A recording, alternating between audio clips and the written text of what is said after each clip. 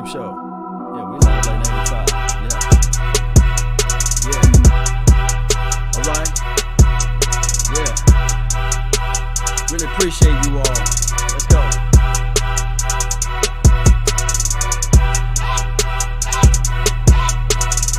Yeah. A win is a win is a win. Ugly but deadly. Ugly but deadly. Let the room fill up a little bit more. We're going to let the room fill up a more.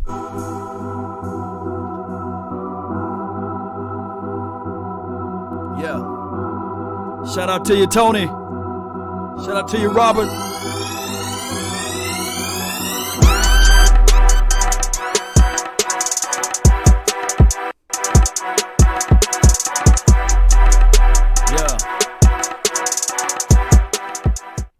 Did we call that Jordan Hip Pocket Lewis pick six, but it wasn't a pick six. It was a pick up, scoop, fumble, and he put 6 points on the board. So I love that. Free Jordan Lewis. That's what he does. He's a playmaker. He's been making plays from day one. Hey, that's what I like to see. Shout out to you, Robert. Shout out to you, Gambino in the house, man. Hey, this is what we like to see, Cowboy Nation. This is what we wanted. This is not why we're here. Are you guys not entertained? Yes, indeed. So we'll be going back and forth. Shout out to those that's on my YouTube panel, man. I always like to give shout out to the first person that's in here. Q, really appreciate you, man. Thank you for tuning in to the nation. Shout out to you, Devon. Carolina, really appreciate you. Alan, all of you all. Yes, Devon, yes, thank you for the flames. And victory is ours. We victorious. And that's what we want to see, Cowboy Nation. Let's see what he Because you don't want to do that. Yeah. If a team starts believing, good things can start happening for them. But like what happens in a lot of NFL games, over the course of those next 3 quarters, the talent level played out. And the Giants aren't as good as the Cowboys. And the Cowboys, by the end of that game, have you feeling really good about knowing that. Yeah. Daniel Jones, 26 of 41, 210 yards, had a touchdown and interception, also added a fumble. Yes.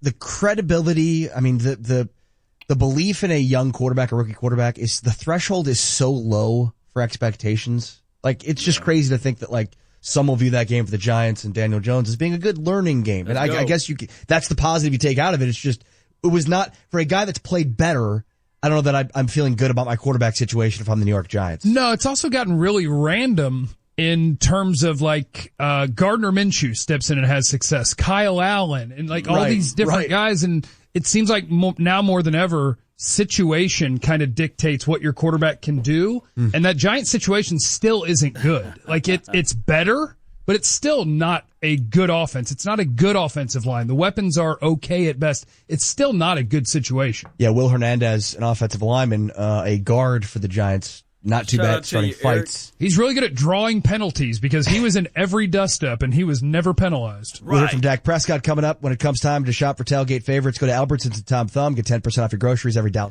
Yeah, my thing is Will Hernandez, he had called for none of those things that he started. Now, come on, man. Come on. Will Hernandez was the instigator. Ain't this right, Charles, man? Really appreciate you, Rob, man. Really appreciate you for tuning in on the Facebook panel. It's more than just a plate. So while they go to commercial break, man, guys, you know how this thing go. We will open up the phone lines as well. Let me know when we get Dak Prescott out there for the interview. You guys know how this thing go. Really appreciate you all. Rob, really appreciate you, Charles, everybody that's here. Let's continue to grind, Cowboy Nation.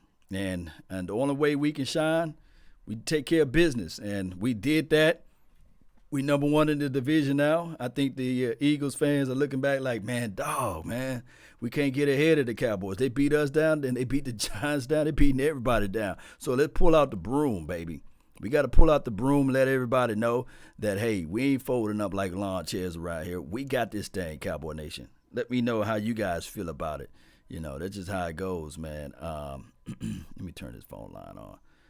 The phone number is 682-214-4087. That's the number to the nation. So I'm going to put it on the top of the screen so you guys can see.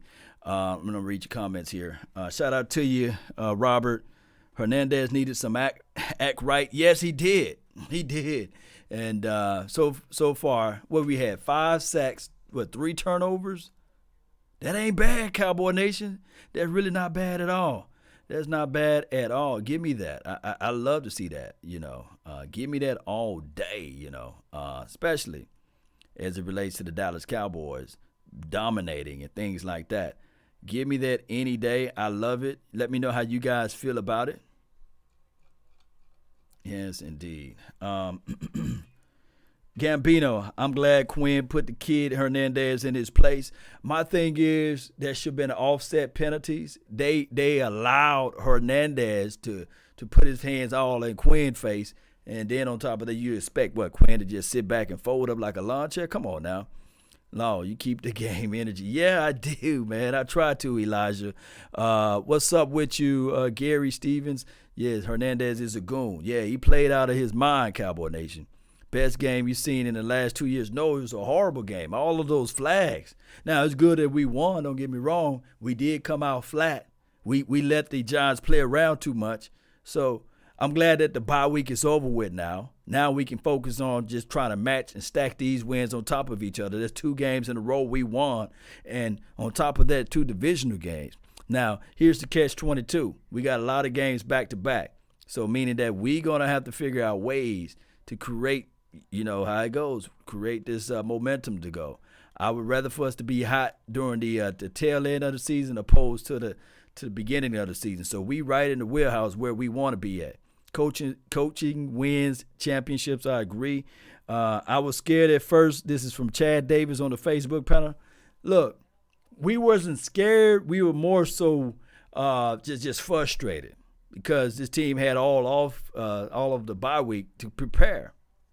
And it just still seems as though that we came out slow. So that's why I say that, going into the playoff, I would rather for us not to have a first-round bye. I'd rather for us to go through the wild cards areas and then continue to play throughout there. And then I can flip a coin in the Super Bowl, you see. Saquon, who? Yeah, the defense. Hey, shout out to old man Sean Lee. And the Giant Killer still struck out there. Although he didn't have a lot of snaps, I'm talking about number 89, he still did his job.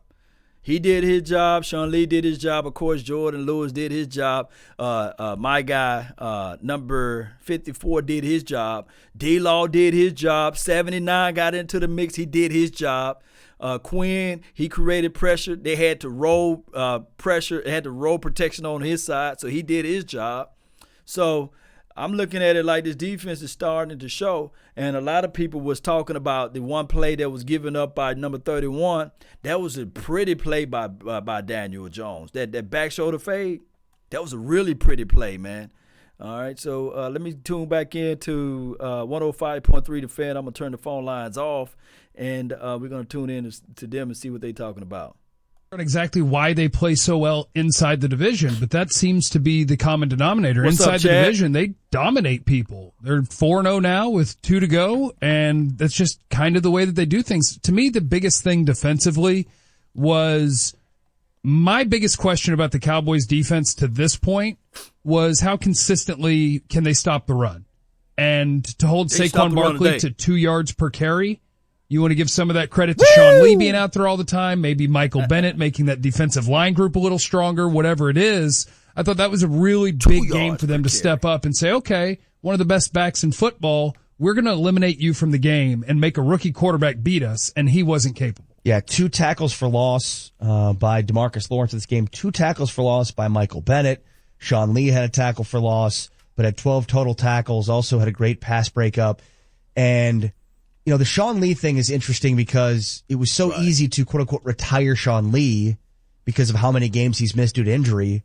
But we know this guy's ability, and I thought Brian brought this up a couple of times this week, but he's less effective on less snaps, meaning the more, kind of like a good running back, the longer he plays, the better he gets because the more he understands what the offense is trying to do to him and he's adjusting on the fly.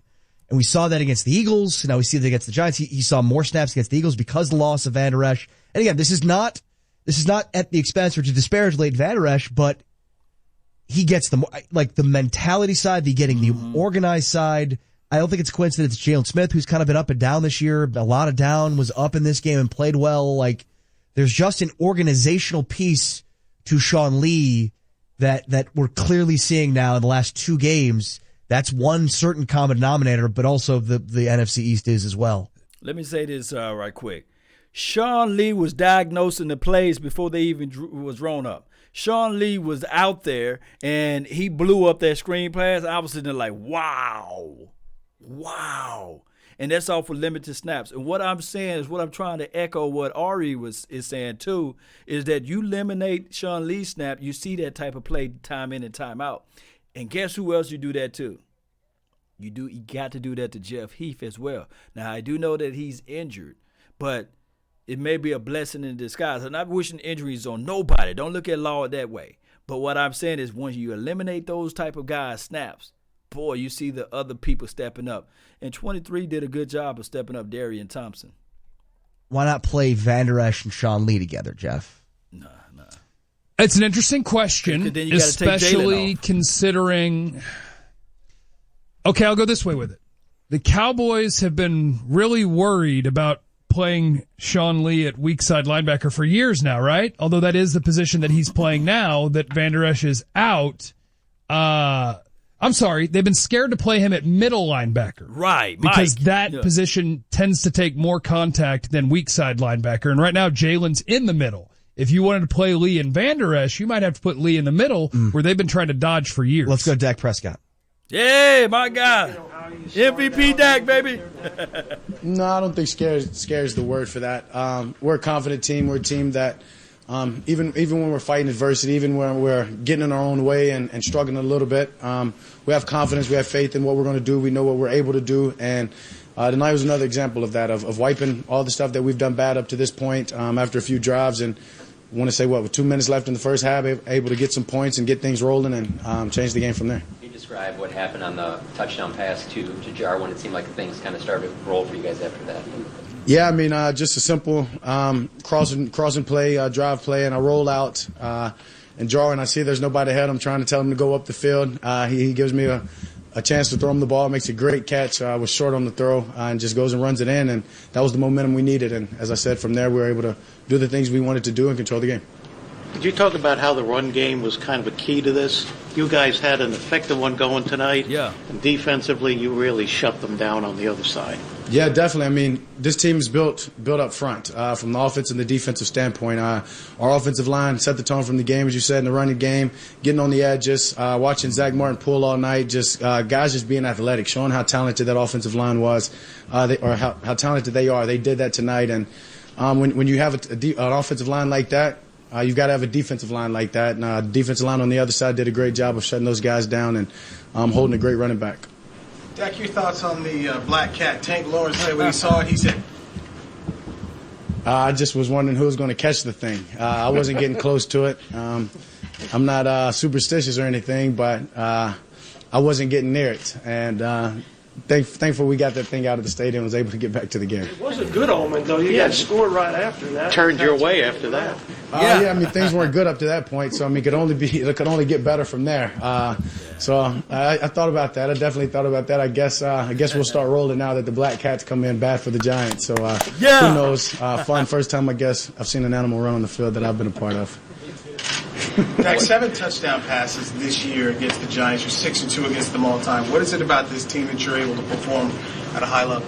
I mean, I think when you play any division team, you're familiar with them. You're familiar with the personnel. You're familiar with the scheme that they want to play. When you get to play a team twice, that happens. So we've got a great team, a lot of great guys on this offense. Obviously, a great defense that holds those guys down, that allows us to go out there and just score more points. So I mean, it's a good team on the other side. It was a great game, great division rival. What do you like about this particular team, this group of guys? Yeah, the brotherhood is second to none. I've never been on a team like this going back to high school, college. That the brotherhood, the camaraderie, the care for one another, to succeed on the field and off the field. It's impressive. And when you have a team like that, when you face adversity, it's water down the duck's back. You're able to lock in. You're able to lock arms and get tighter. And that's what this team's going to continue to do through adversity and through success for the rest of the season. You see what Jason Witten did tonight. You look at a guy who could probably go maybe another year, 2, potentially give him a lot of play. Showing up to work and working with that guy, I'm not going to put any kind of limit on him. I'll never be the guy that says he's got a year, he's got 2 years left. He's a true pro, takes care of his body, does everything the right way. He controls his destiny. I mean, bearing no injuries, obviously, he can play as long as he wants. He's impressive, just what he does. It's crazy. On the touchdown to Cooper, what did you see there? And then what did you see, Dak? It seems like in the NFL, guys are very rarely just wide open. Were you surprised at all with just the space that he No, creates? not at all. I mean, saw the coverage, knew I had to look for it. Saw the underneath defender get out of there and just ripped it. Coop did a great job of just of flying in there, running the route at the right time, at the right depth, and that's just routes on there at that point, and that's all that was. He did a great job of catching it and going and doing the rest. Dak, 10 penalties for this team, 4 of 11 on third downs. How do you get some of that cleaned up as you get ready to face Minnesota? Yeah, self-inflicted mistakes. We just got to get out of our own way. We've been our biggest rival, I'd say. Ourselves have. So when we get that cleaned up, those are all things that we can fix. But as long as we keep playing with the attitude, the perseverance, the focus that we have been, we'll be okay. Amari tweaked his knee pretty early on. Like, are you part of that dialogue at all about how he's feeling or what to expect from him? Or if he's out there, do you just assume that he's good to go? I assume he's good to go. I had no idea about that. If he's on the field, I know he's going to give us his all and give us his best. And so that's how I see it. Dak, you guys have had some success against teams that are struggling, one-win teams, et cetera. Teams' winning records have been a little bit different. With what you got coming up, do you feel like it's imperative you guys have got to beat these teams to prove to everybody that you're as good as you want to be? We've got to beat these teams to control our destiny and put ourselves in the position that we want to be in. This team, the tightness, the brotherhood, all the things that I've talked about, we're not out here trying to prove anything to anybody. We're trying to prove it to each other. There you go. When you have a team like that, when you have a team that's close, you do that. You're able to block out all the outside noise, not focus on people's opinions that don't matter, and you just worry about yourself. You worry about the man next to you, and how do you get better. And we'll definitely do that with this team. Thank you. Thank you. That's Dak Prescott at the podium right here on the Dallas Cowboys radio network. The Cowboys win. They're 5-3. They beat the Giants 37-18 at MetLife. They've now swept the Giants and won 6 straight against them. And we'll take a look at what was more impressive, the offense or the defense in this 37-18 win. Coming up next, Dallas Cowboys. So what they were saying is 6 straight wins against those Giants. And then on top of that, they held Saquon Barkley to 2.2 yards per carry. Or was it 2.1? You guys educate me on that. That was off the chain. Ain't that right, Rob? Shout out to you, Charles Domino,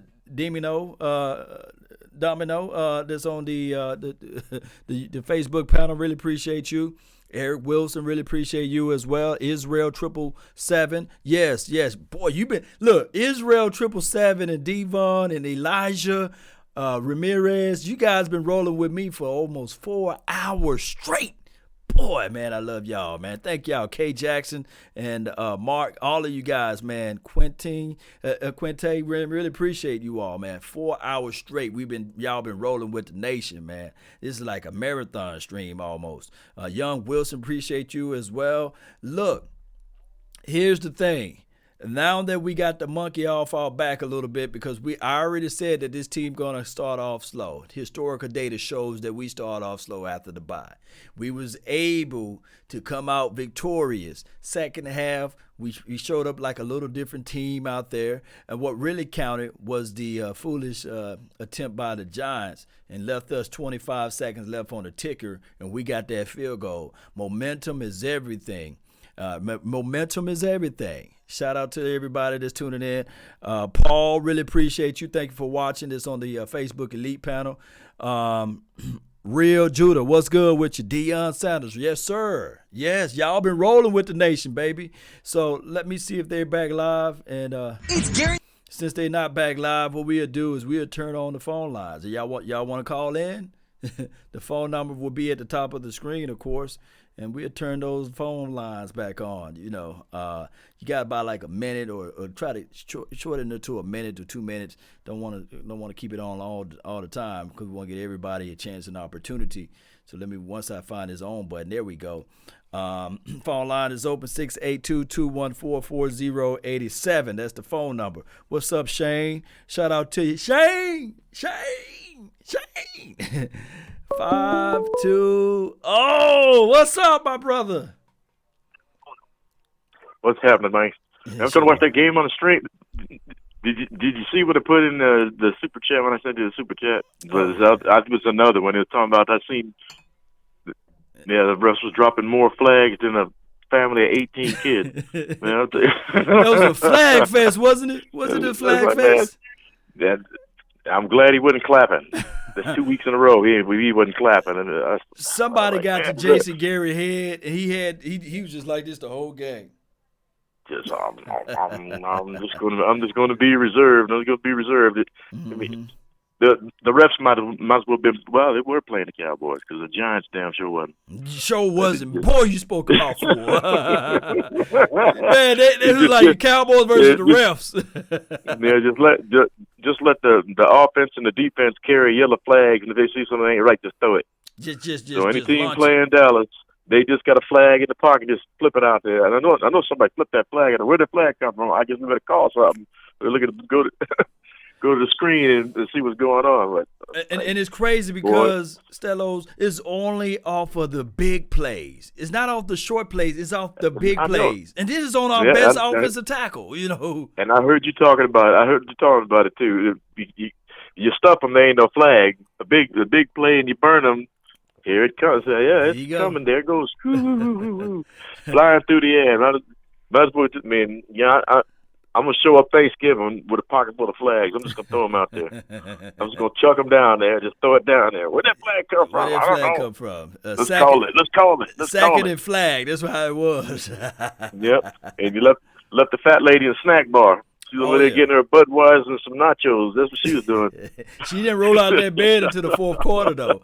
Hey, I literally like, where that fat lady at? But she didn't get out the bed until the fourth quarter, man, Uncle Dave. So she was just in the bed. Yeah, I hear you. All I can say is turn out the lights. Yeah. The party's over. Yeah. They said it all. Good thing must end. Turn out the lights. The party's over, and come back and do the same old thing next week and the week after that. D-line looks good, Jay Lewis. Makes things happen. There you go. That's what I'm talking about. All right, Dave. Really appreciate you. I'm out. Salute. Deuces. That's my brother from another mother, no other. Don't look like Danny Glover. Really appreciate you for calling in, Uncle.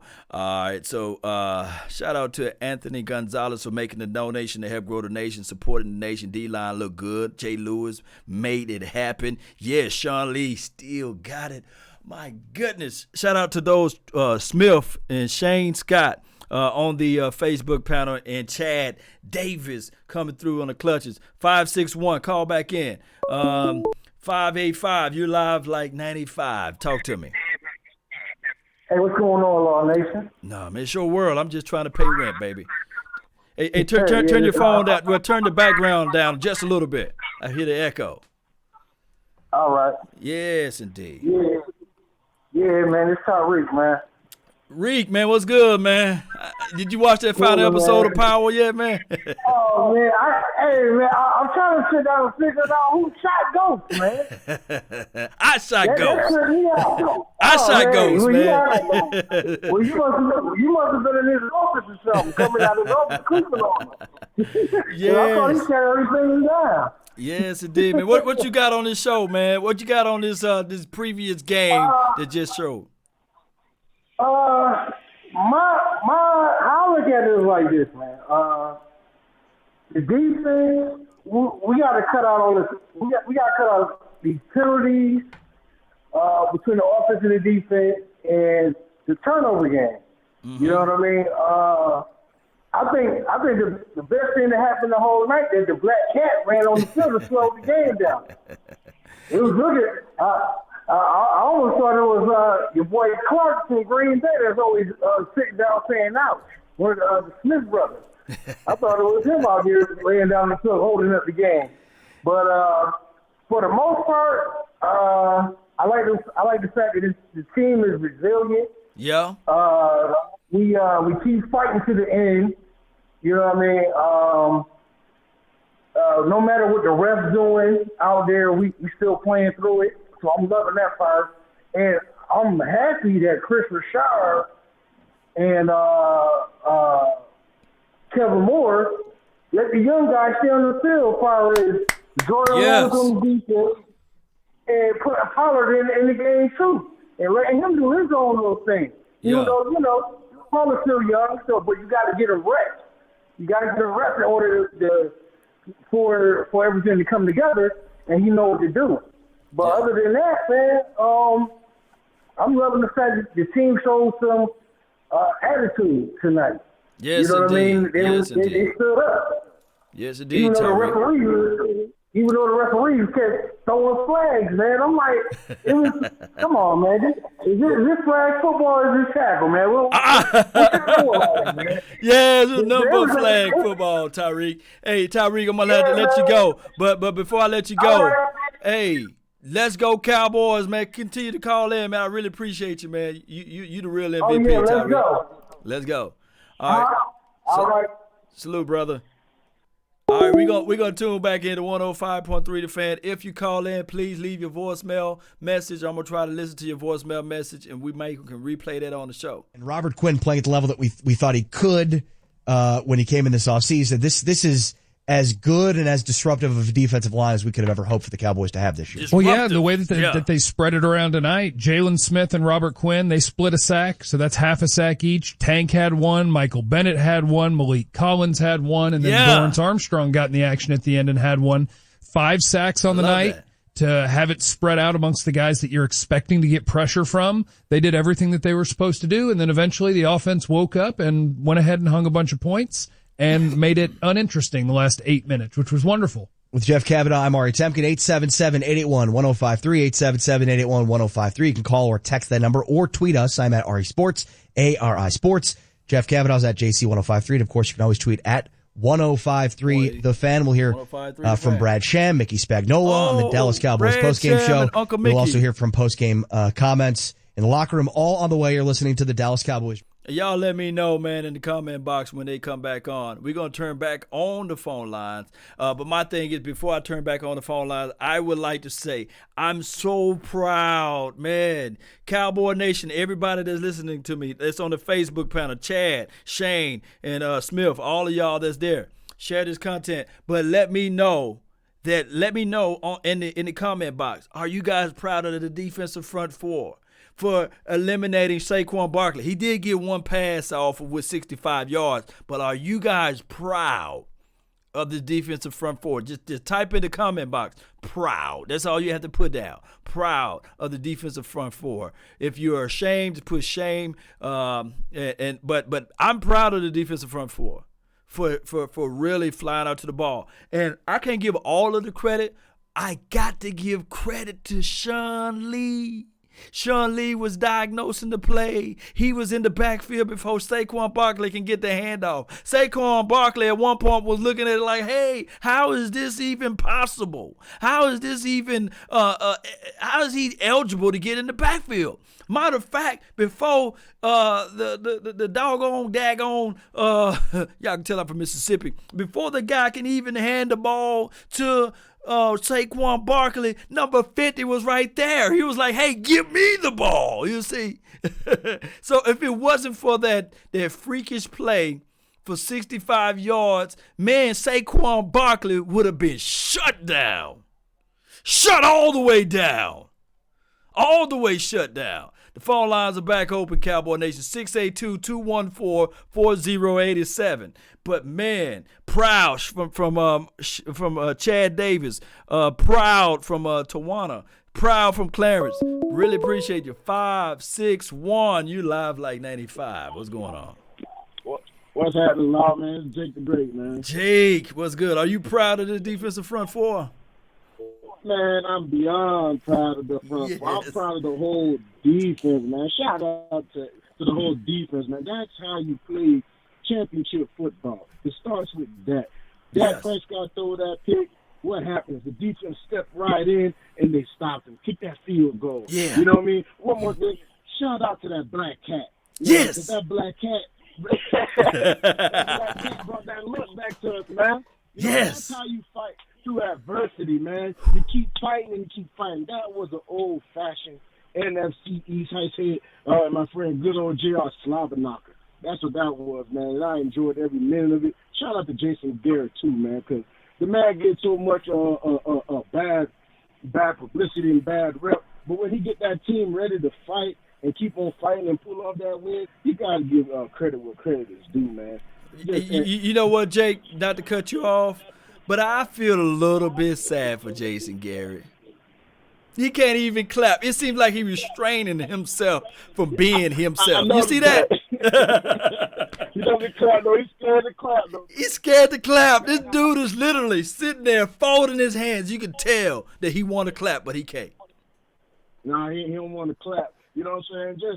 Just a great, great, great team win. And the victory against the Giants, man, I was planning on going to that game with a couple of buddies of mine because we, they Giants fans, so we try to go to the Cowboys and Giants game and, friendly rivalry and stuff like that. But, man, great, great game. And not only that, shout out to the general, Sean Lee. Oh, my goodness. Man out there, man. Sean Lee, it's like he done dipped into the fountain of youth. I don't want to hear that he wasn't fast. Did you see how the man that read that screenplay and just get on the ground?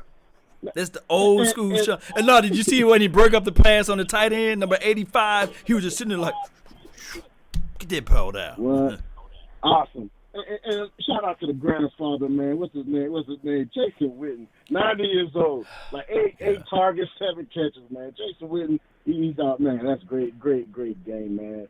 Great game. One more thing, only negative I want to take away. Yeah. We got to give it a little negative. I'm going to be on this campaign to bench Cheeto or Woozier, man. And then he's got to sit down so he can understand. You can't. If it wasn't for Woods coming up from the top to pick that ball off, Cheeto was lost. He didn't know what was going on. The ball was coming to the inside. The receiver had inside leverage, and Cheeto was way to the sideline. Who are you going to cover? How are you going to stop that? You know what I mean? So that's the only negative I got. But, man, I love how the team plays physical. You know what I mean? And I love when that team get in face. You got about 10 more seconds, Jake, man. Give me your final thoughts, man. My final thoughts, man. I think Zeke got his legs back. That's my final thought, man. He was a little rusty, but that's the old Ezekiel Elliott today, man. He was elusive. He showed power, balance. It was great. Another negative, Tony Pollard should have caught that screen pass. He would have took it to the house. So everybody asking for Tony Pollard. You know what I mean? When he had his chances, he ain't capitalized. He didn't capitalize today. But great team win, great defense. I'm looking forward to next week. Shout out to Jason Garrett. Shout out to Sean Lee, Jason Witten, and my man that they hate so much, Dak Prescott, man. He keeps on winning. They keep on winning. Yes, indeed, man. Good call, Jake, man. Really appreciate you. You can always call in, Jake. All right, man. All right, Lon. Take it easy. Great show, man. Keep it up. Salute. That was a good call from Jake, man. And this is not Jake from Steak Farm, man. This is the real deal Holyfield Jake. And on top of that, man, the phone lines are back. Well, let me see. Before we get this phone line, I'm gonna put it on pause right quick. We're gonna jump over to the 105.3 The Fan. But I would like to say these two things before we listen to 105.3 The Fan. And shout out to those Eric and Shane and Chad. Really appreciate you guys are holding it down on the Facebook panel. And Lopez, really appreciate you. Thank you for tuning in. He says Sean Lee is the general. Stephen and Tariq and Mr. Is it Mr. 11-8? John House and Gary Stevens. Gary Stevens, you always holding it down. Bradford, appreciate you. Brian Bradford and Stellos. Stellos is the sponsor of the show. I mean, he helped grow the nation all the time. He always donating and supporting me, man, all in each and every facet of when I do these shows. But I said that the black cat was the ghost of Tom Landry. I'm thinking that the curse is now removed from the Dallas Cowboys. That was a replicate of how, or I guess however you can use that word, of the curse being removed from the Dallas Cowboys. I'm thinking that that's what happened. But I will say this, for everybody that's in the chat box that's on my Facebook page and also on my YouTube page, let's just do this right quick. I feel sorry for Jason Garrett. If you fond of Jason Garrett, I do know I've been calling for Jason Garrett head for like the last 10 years, basically. Can we just get some clap emojis? My guy Wiggle Bells, man, he used to be in here, man. I don't know where he at right now. But can we get some clap emojis, man? Can y'all just show me some clap emojis that's in the chat box, man? Let's just pay homage, man, to Jason Garrett, man, if possible, man. And I'm gonna try to find Jason Garrett somewhere in here. Normally I have him clapping at the bottom, and we just gotta give him a little props, man. A little props. Here go Jason Garrett right here clapping. You know, he did his job today, man. I can't get mad at Jason. The team did start it off slow, and I really appreciate. Look at all of the loves and the adulations, man. I really appreciate you all for showing that love and support, man. Let's tune in to 105.3 The Fan. And look at all of the love, man. Hey, it is what it is at this point. Let's see where we can go from here. Because he looked miserable. Even in a win, he looked miserable out there. The plays that he made tonight, giant plays to help swing the game. What did you think of that sort of performance? Giant plays, no pun intended. And he Red had Sham, two baby. really critical plays, forced the fumble, and had the interception that was probably the most important play in the game because it gave him a chance to jump back in and take the lead. And, I think he's growing. I think he's a good player. I think he's growing as a player. He's a quiet guy, but he's Sean made Taylor, some shout out to difference-making plays tonight. You just a minute ago, I heard you guys talking about Darian Thompson, and I thought that was a really good point you made because that's the second time that he has had to fill in for an injured player, and there's been very little drop-off. Remember, he was drafted in the third round by the Giants, and he's proven to be a really good tackler. He's extremely smart, and the fumble recovery was a huge play. And so I think if you're looking for unsung heroes in the game, I would put Darian Thompson on that list. Woods wasn't unsung. He was way too important to be unsung. Do you have any theories on the Cowboys starting slow other than mine, which is football's hard sometimes? No, I think that's a great theory. Come on, I think that's the best way to put it. You know, Come on the first three games when everybody loved them and they were all genii, they started slow. It was tremendous second halves. They trailed in every one. Right. I think they were 3-0 ahead of the Dolphins, but they trailed in every one of those games. And football is hard sometimes. The other coaches and players both get paid. That's going to be a really good team that's coming in there Sunday night, and it won't be easy. But it's a 60-minute game, no matter how much some of us and the Twitterverse would like to render perpetual judgments at 10-minute intervals. It's a 60-minute game, and you got to play the whole game. Well said.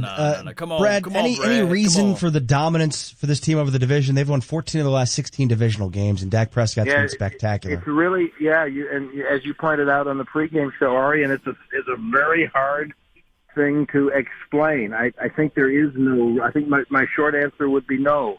There's no reason because if you dominated the whole league like you dominated the division, then obviously you'd have some trophies and things, but they've matched up well most of the time, and other than football is not only hard, but it's really difficult to understand sometimes. I can't think of another particular reason for it. Anything on Sean Lee? I know that there were some reports that he kind of was in ginger in the locker room. Did you see anything with Sean Lee? We talked to him on the postgame TV show, and he thinks he may have slightly aggravated an old arm or chest injury, but he said I guaranteed he would be ready to play Sunday night against Minnesota. Wow. That's a good guarantee. Yeah, that is pretty good. And, Van Der Esch, that stinger was really nasty. And remember how long he was down on the field in the Philadelphia game? And so my understanding is that he had numbness going down both sides of his body. And I think that he is still suffering from some of the effects of that 2 weeks later. Dang, so and I had forgotten, but someone reminded me that was one red flag on him in the draft, that he'd had some neck issues, and people were just a little suspicious about it. and nothing has manifested, obviously, in the first year and a half, but it's something to keep an eye on because that is nothing to fool around with. That's serious business. Safe travels to you tonight, Brad. We'll talk to you next week from AT&T Thank Stadium. you, guys. Brad Thank Sham. you very much. Have a nice nap, Jeffrey. Brad Sham joining us here on the Postgame Show. Cowboys win 37-18. They win again over the NFC East.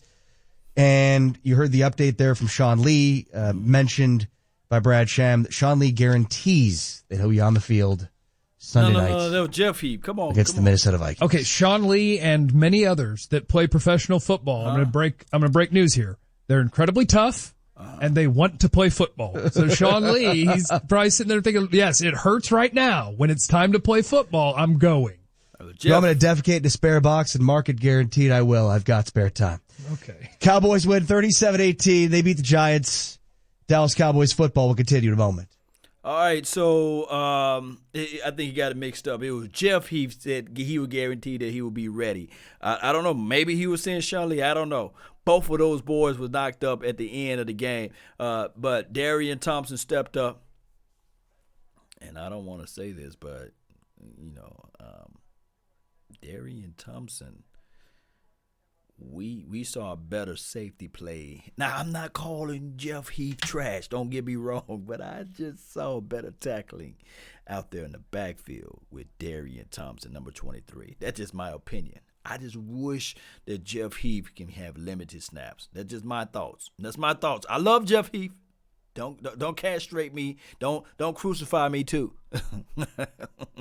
All right, so we're going to open up the phone lines back again, but that's just my opinion. Let me know. Call in if you have different thoughts. And, those convinced against their will is of the same opinion still, you see. So that's just my thoughts too, The phone lines are back open, 682-214-4087, you see.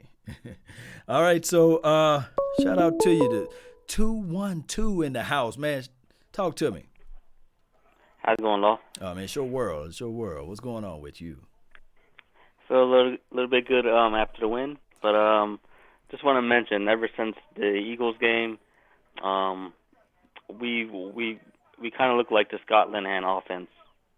So what do you think about that? On the first quarter or the second quarter or just poor execution? Overall, I think just seems like we just run it. We rely on the run game. We run it down the middle most of the time, and we kind of lean on that. And Dak kind of like manages the game and kind of makes a nice throw here and there. And that's what I've been seeing the last couple of weeks. I think in the beginning of the season they let Kellen Moore kind of do his thing, and I think Jason Garrett eventually took over, and that's what it looks like. I mean, you 100% right. I look at it when I look at his offense. There's not a lot of continuity that goes on with the offense. Then I do see several plays that we run, and we continue to run those particular plays. I don't know where that's coming from. And I got a chance to listen to the ESPN recap, like Ryan Clark and those boys. I value Ryan Clark's opinion a lot because he played defensive back. And he was lamenting the fact that the first 10 of 12 plays are scripted, right? And right. And for Brad Sham, he protected the Dallas Cowboys, but to me, I love Jason Garrett making the adjustments after the second half, but there's nobody in life that can confirm to me or try to explain to me that this team didn't start off flat. It's nothing to do with that the level of the opponent competition was difficult. To me personally, we started off flat. Let me know if I'm wrong. Yeah, I mean, it's been like that for 10 years. Even with besides the Eagles game, I think it's been like that. Yeah. For 10 years after the bye, we started off flat, basically. Even when we were hot in the first 3 weeks, and when everybody's saying this is Kellen Moore taking over, we're still kind of slow in the beginning. Mm-hmm. So, yeah, we need to work on that. But in terms of the execution, it seems like, Jason Garrett's, this is his last line, and he's like, this is not working. Let's go back to the fundamentals, and let's just do it, like our regular way. And it's working out for now. But I don't know if I guess when we play the Patriots, I guess then that's when we can really analyze if this is legit. Yeah, there'll be a good litmus test, but we'll just see, man. We'll see from there. Any other thoughts you want to get out before we go? Oh no, just I guess what do you think about the coverage today? Like in terms of the cornerbacks, how did they play? Byron Jones gave up one big play, but outside of that, Byron Jones was solid. Cheeto, oh my goodness, he got to work on a lot of things. I think that the way his frame and the way he's built, he's a safety. Or a slot corner. I just don't see him outside. You think it's Jordan Lewis time on the outside? On the right side? I would love to see Jordan Lewis on that side, but Jordan Lewis played where Byron Jones was at, you see, on that side of the field his rookie year. And he did a serviceable job during that time frame. So I don't know, just depending on what Chris Richard sees. If I'm the Dallas Cowboys, next year I'm drafting a cornerback. Oh, so you think Cheeto's expendable? I believe so. Unfortunately, both their contracts are next year. Like, so who do you want to? Between Jordan Lewis and Cheeto, who do you want to keep? I keep both. Anthony Brown, of course, he's gone. He's not getting re-signed. Right. Yeah, that's what I look at it. Man, I really appreciate you for calling in, Famo. Salute, bro. That was a good call from the 212. 682-214-4087. And we try to be objective as possible, Cowboy Nation. Not everything is sunshines and rainbows. I want to keep everybody to call in to be objective as possible. Not just saying that we're going to win all the way out. Let's continue to keep this thing objective. 903, you're live like 95. What's good? Hey, what's up going on, Law? It's your world. What's going on with you? Hey, what is your thoughts about Tristan Hill not like, I don't understand him being like inactive. I mean, here it is, we drafted him, in the second round, and he's like he's a healthy scratch from time after time. What is his deal? Look, when I look at Tristan Hill's play, my guy Daniel Wise outplayed him all through preseason, all through training camp and beyond. You see, and we just fell on our face, man, with this pick. I know for sure, without a shot of a doubt, a Warren Thornhill will completely take over what Darian Thompson just did tonight. Oh my God! Yes. Oh my goodness! Yes, I agree. Oh my goodness! And then on top of that, even if Tristan Hill is trash, right? And I'm not calling him a bust. Sir. I love his skill set. I love his get off and his burst. I love what his tape shows out there when I was able to view his tape. You got to give him some reps. I would hate for this team to next year to throw him out there. What this signing means is that they gave up on number 96, Malik Collins, right? Mm-hmm. Because there's no way that the level of production that Tristan Hill is going to do will ever trump Malik Collins. In my opinion, will ever trumps a Kerry Hyders or the Christian Covertons of the world, or even Edgewater Barbecue Woods. I'm talking about the interior.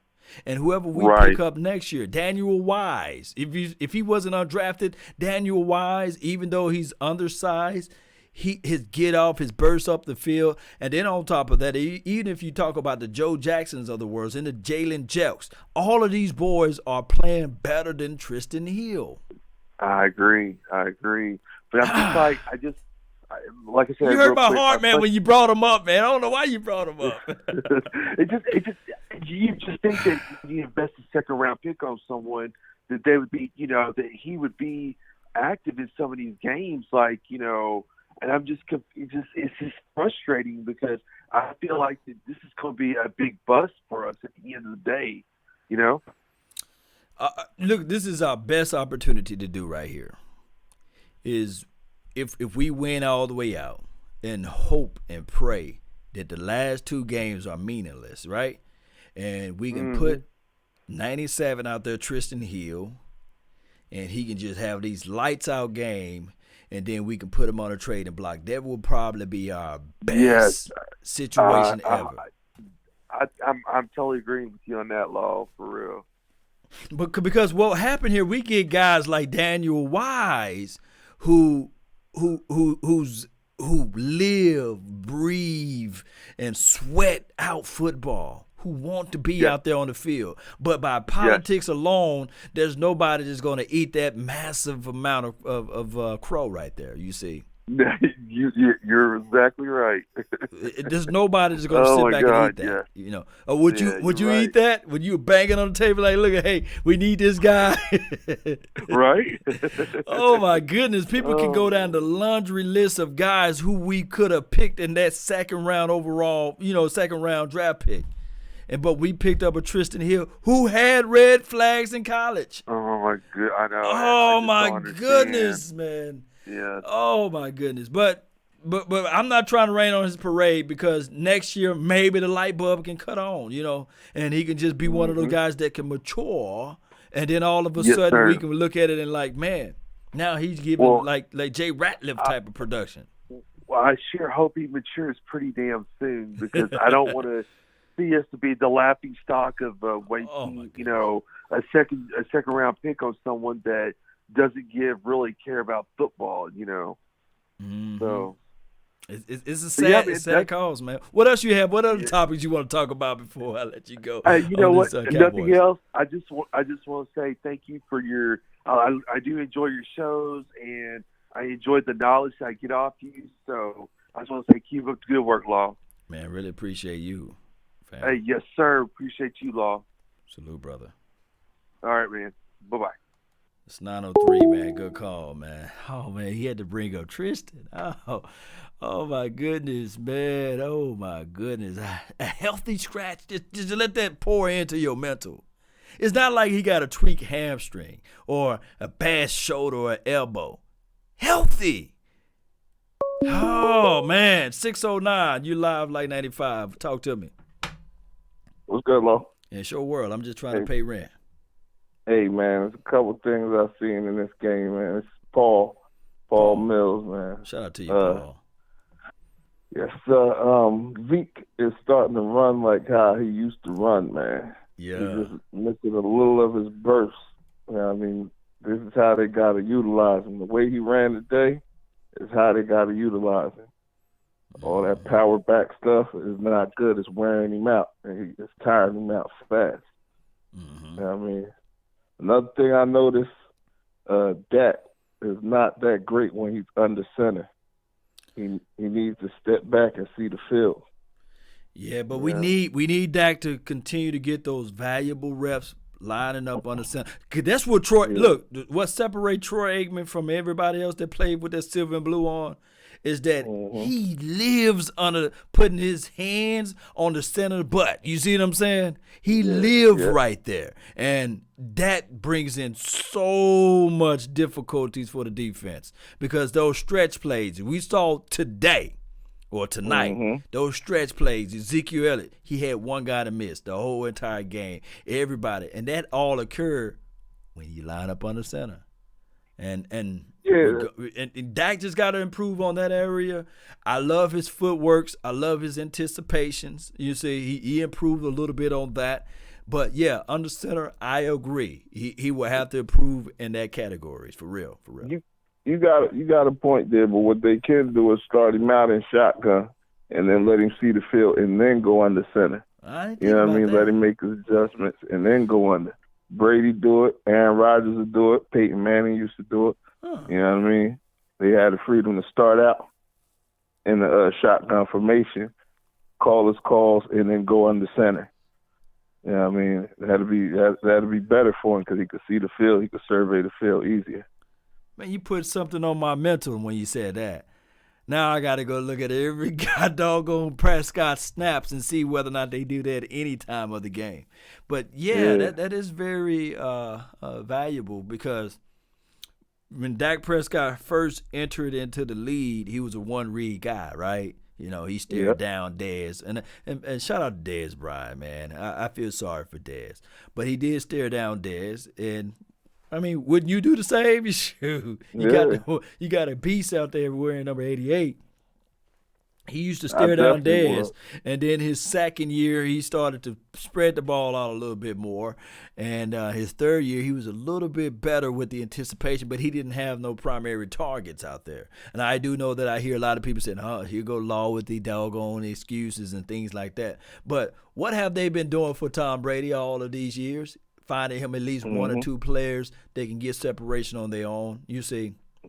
Yeah, so what I'm saying is what I'm trying to lament, is the fact that Dak is still a developmental quarterback. But there's nothing wrong with it because right now he's winning us games. And that's what counts more than anything. Yeah. And I I'm with him, man. I'm with him. I'm riding with him. Quick question on defense. Do you think now that Sean Lee is in, that our defense tightened up a little bit more than when Van Der Esch was in? Well, let me tell you this, though. Knowledge is power, right? Yep. Power is energy. Energy cannot be created nor destroyed. Can you agree with me from a physics? And we speak in metaphysics now. But my thing is with that, Sean Lee diagnosed plays like no other. He knew exactly. Remember, this Giants team, he had 22 tackles against them. Of course, it's a whole different coaching philosophy and things like that. But still, I think in 2016, he had 22 tackles against them, you see.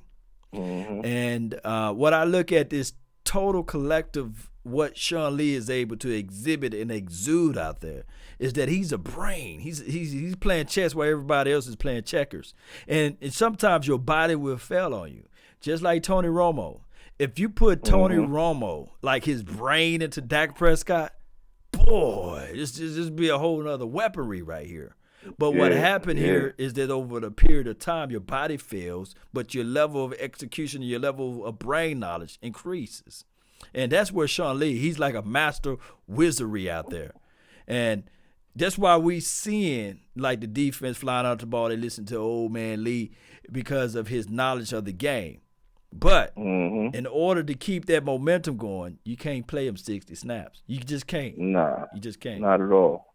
Not at all. Now to segue off of that, do you think our secondary needs to study more, like per game, the receivers that they defending, because they don't only want to jump routes is like Jordan Lewis. Everybody else go for the tackle, don't go for the ball. It seems like they don't study their tendencies. You know what I mean? Like, these guys are good. Yeah, the philosophy of Chris Richard is play the hands, you see. So that's what we're seeing. We see the defensive back play the hands opposed to playing the ball. And that's just how, sometimes coaches would say, hey, don't play the ball, play the hands. And unfortunately, it sounds kind of cliche, but that's just how it goes, unfortunately. But Jordan Lewis, a playmaker, is a playmaker regardless, you see. But even if you play the hands, you got to know what type of situation you're in. True. If you know you got to get the first down and you know your guy's bringing pressure, you got to play where you watching the ball. So if that quarterback gets the ball out fast, you getting a jump on it. You know what I mean? Yeah. You can't just follow the receiver. Yes, indeed. But there's one other thing before I let you go. Brian Broaddus, he's a wonderful guy, man. I love his film breakdown and film assessment. When they said they was doing the evaluation of Ed Reed's tape, they said normally when they pull up the tape, whatever college, I forgot what college he played for, Ed Reed, he wasn't even on the field because he lined so far out. Meaning that his diagnosis or his play breakdown wasn't not even common. So they couldn't even evaluate Ed Reed. But guess what? When the quarterback snapped the ball, he was there. You see? Yeah. Coaches hate that. Believe it or not, coaches hate that. Scouts hate that. You see, when a person is freestyling like the Troy Polamalu's of the world and the Ed Reeds of the world, right? So coaches try to coach those things out of them. But when you can make plays like the kid Woods tonight, you just make plays. But my thing is, coaches try to coach that out of them, and unfortunately, that's just how this is what we're seeing. With Chris Richard, he coaches on physical traits and he coaches on what he believes in, opposed to what the players can do naturally. It's not. Okay. And I hope I can answer your question in those factors. That's some wisdom.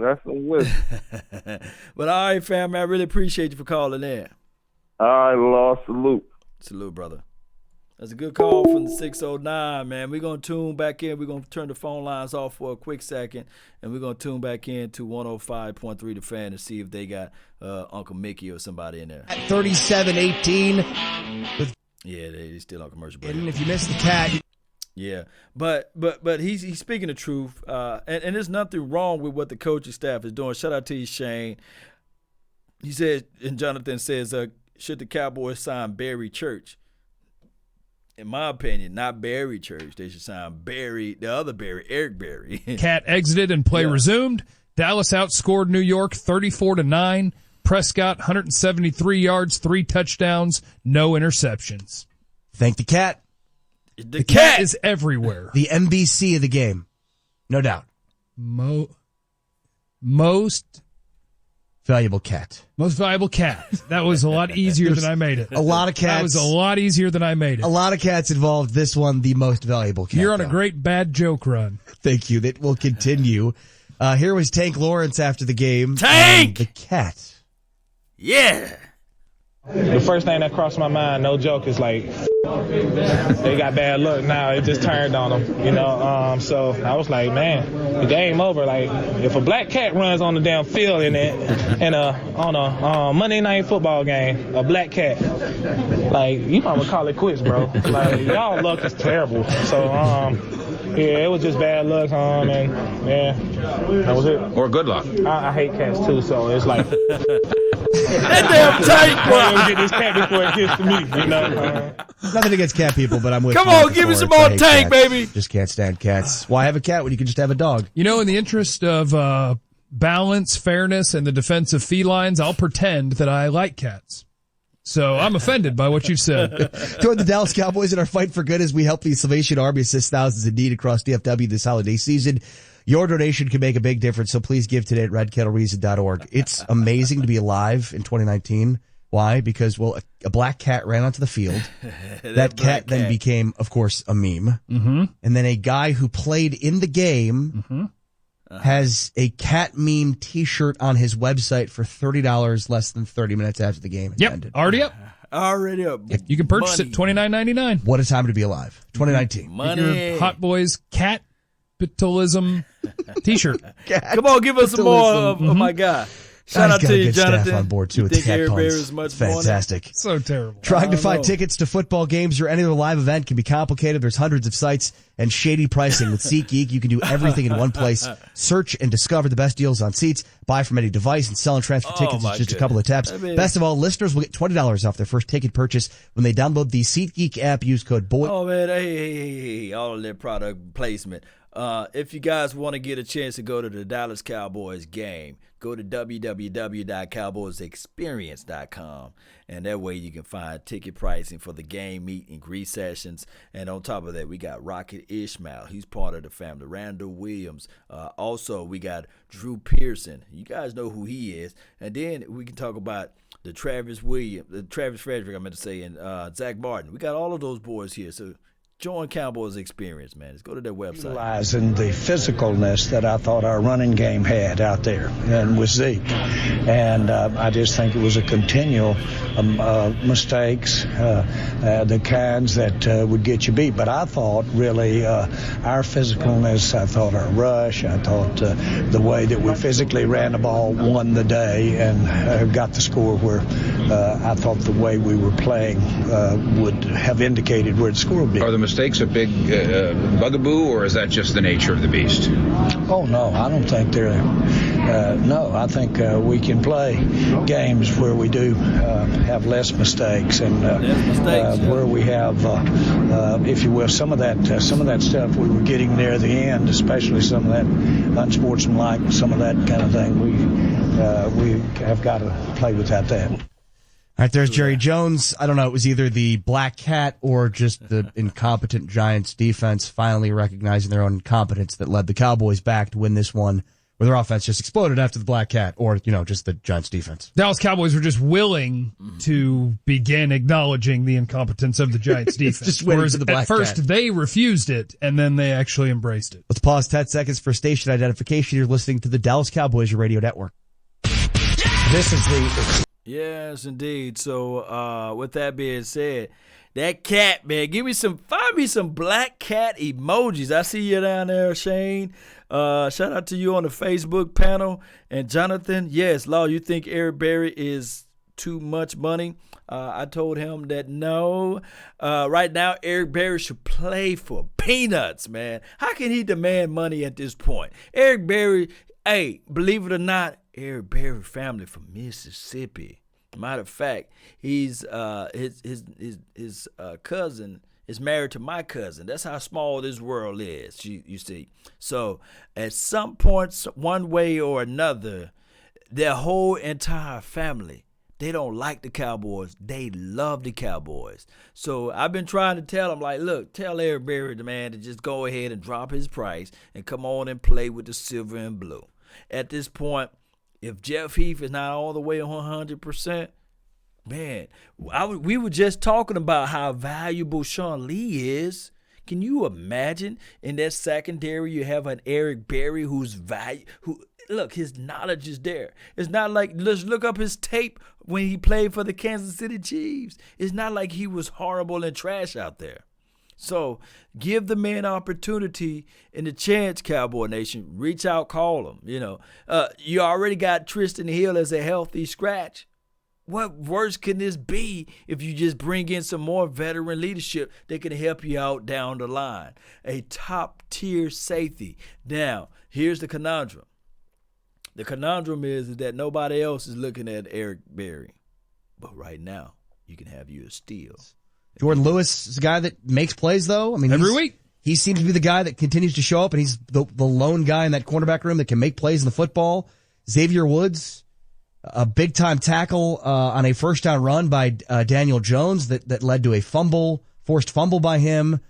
This is, in the last couple of weeks now, a defense that's starting to play better, and more than that, they're creating and accumulating turnovers, and especially in a game where the Cowboys were -2 early in this game with turnovers themselves. Yeah, they tried.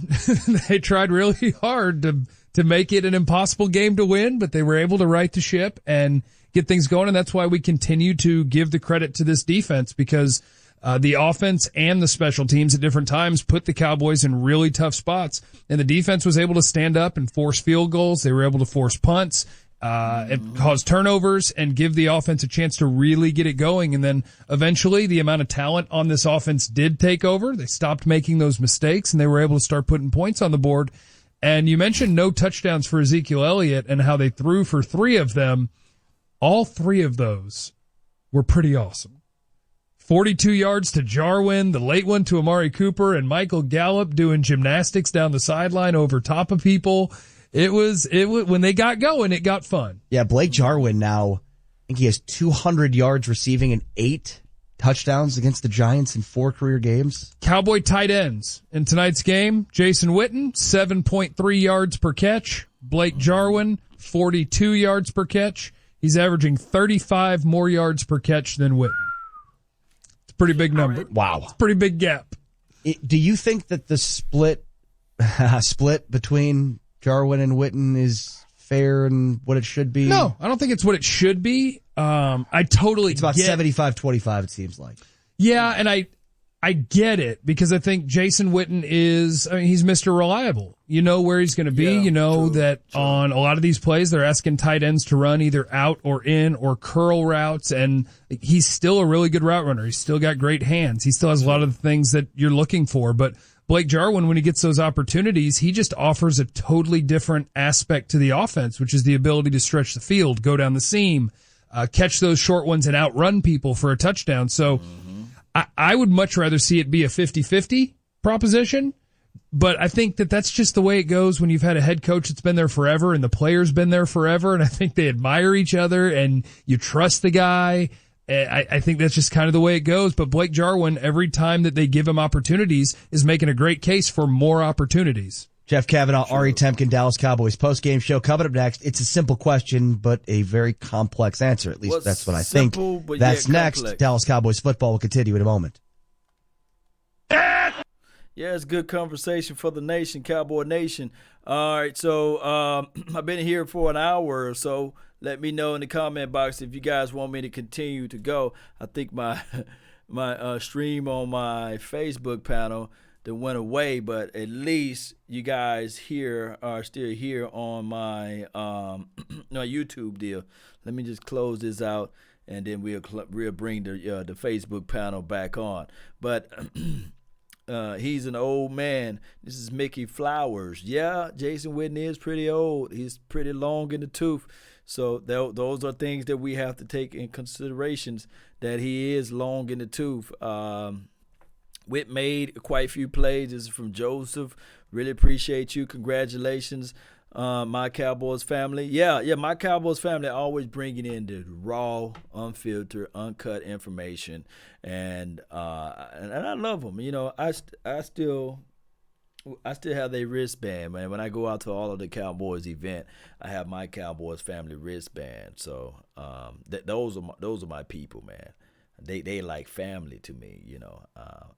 I don't like them at all. I don't like my Cowboys family at all. I love them, you know, from the deep down in the bottom of my heart. I really do. And anything they need for their YouTube channel, you guys go out there and subscribe and support to my Cowboys family. We're gonna open the phone lines, and so that you guys can call in.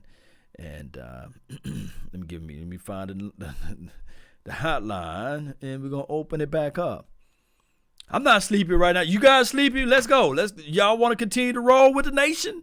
I don't sleep. I got vampire blood. I never sleep. Y'all be seeing some Law Nation's film breakdowns coming out like 3 o'clock. Some people be like, man, I open up my eyes, man, and I see a film breakdown. The 808, you're live like 95. What's going on? Hey, Lost, y'all. What's going on with you, man? Talk to me. Man, how was this game today? Oh, man. A win is a win is a win. It makes my teeth white.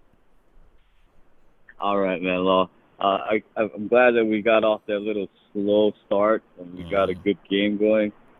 I wanted to ask you a question, man. Back in 92 to 95, 96, we had a really solid middle. Russell Maryland, we had Roy Williams. We had the DBs, we had the linebackers, but we had that nose tackle. Now, Bennett had two sacks tonight. I know he helped out a lot. You know, but Saquon got 2.1 yards a carry. Take away that big run he had. He pretty much was in check. How come we don't put value in the nose tackle? I mean, every other team that's in the top 5 in the NFL right now has a solid nose tackle and a safety. Is that something Jerry's afraid to admit, that Jimmy was right? That's all I wanted to ask, man. Oh man, that's some deep stuff. Cause Russell Maryland was a good pickup for us, and he solidified the defense front. Yeah. A lot of people said that was a bad decision to draft, but Jimmy wanted somebody that was big, strong, hold that middle, let the linebackers fly. Won us 3 Super Bowls with the Barry Switzer coaching. Why doesn't Jerry go back to that formula? I mean, look at our team. We're set. We're just missing a couple of key parts. It's that middle tackle, defensive tackle, and I swear a safety. Now, granted, Heath being out today was, I hate seeing a guy get hurt, but I think it was a blessing in disguise. It may be. It may be. I don't know. I can't put a finger or a thumb on that right now. But I will say that Jay Ratliff was real tiny nose tackle. He was like 303 pounds. And then on top of that, the next following years, we had somebody else to fill in that gap. We had a 3-tech, Jason Hatcher, who was a blessing in disguise to get 11 sacks from the 3-tech position, which we were like, wow, he got 11, and then he wanted more money, and then we didn't want to pay him, and he went off to the Redskin land. And we've been searching ever since then. So I don't know. but we hang on to Crawford. Oh my God! Don't bring ain't- up Crawford. The thing is, Crawford, he's a better 3 tech than he is defensive edge. See, the thing is with Crawford is that they fool around with him too much. And you know, last year he had 5.5 sacks, which is good from the inside, but technically he just been one of those guys that we should have got rid of. And unfortunately, I do know he brings in a lot to the table, but we hold on to our guys too long. I agree. Mm-hmm. All right, Law. Good win tonight. Thanks for everything you do, bro. Keep up the good work. Thank you Aloha. as well, man. Salute, brother. That's a good call from the 808, man. He's speaking the truth, man, a little bit about the defensive tackle and why we don't value those guys, as well as why we don't value the safety play. Those are 2 areas of categories that we didn't invest in. 520, you're live like 95. Talk to me.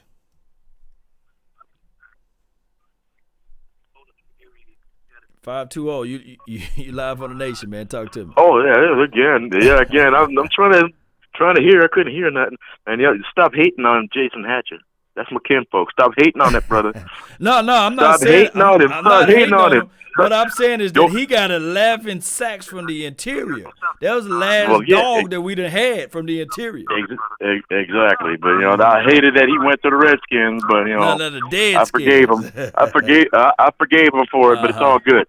I forgave him for it, but it's all good.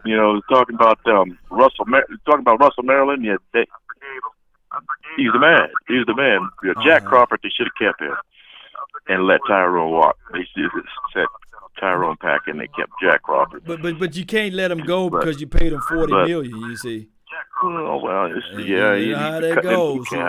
He'd be cutting into the cap too. So, yeah. But I heard him talking about that black cat, and I'm like, well, I hope Dion calls that cat.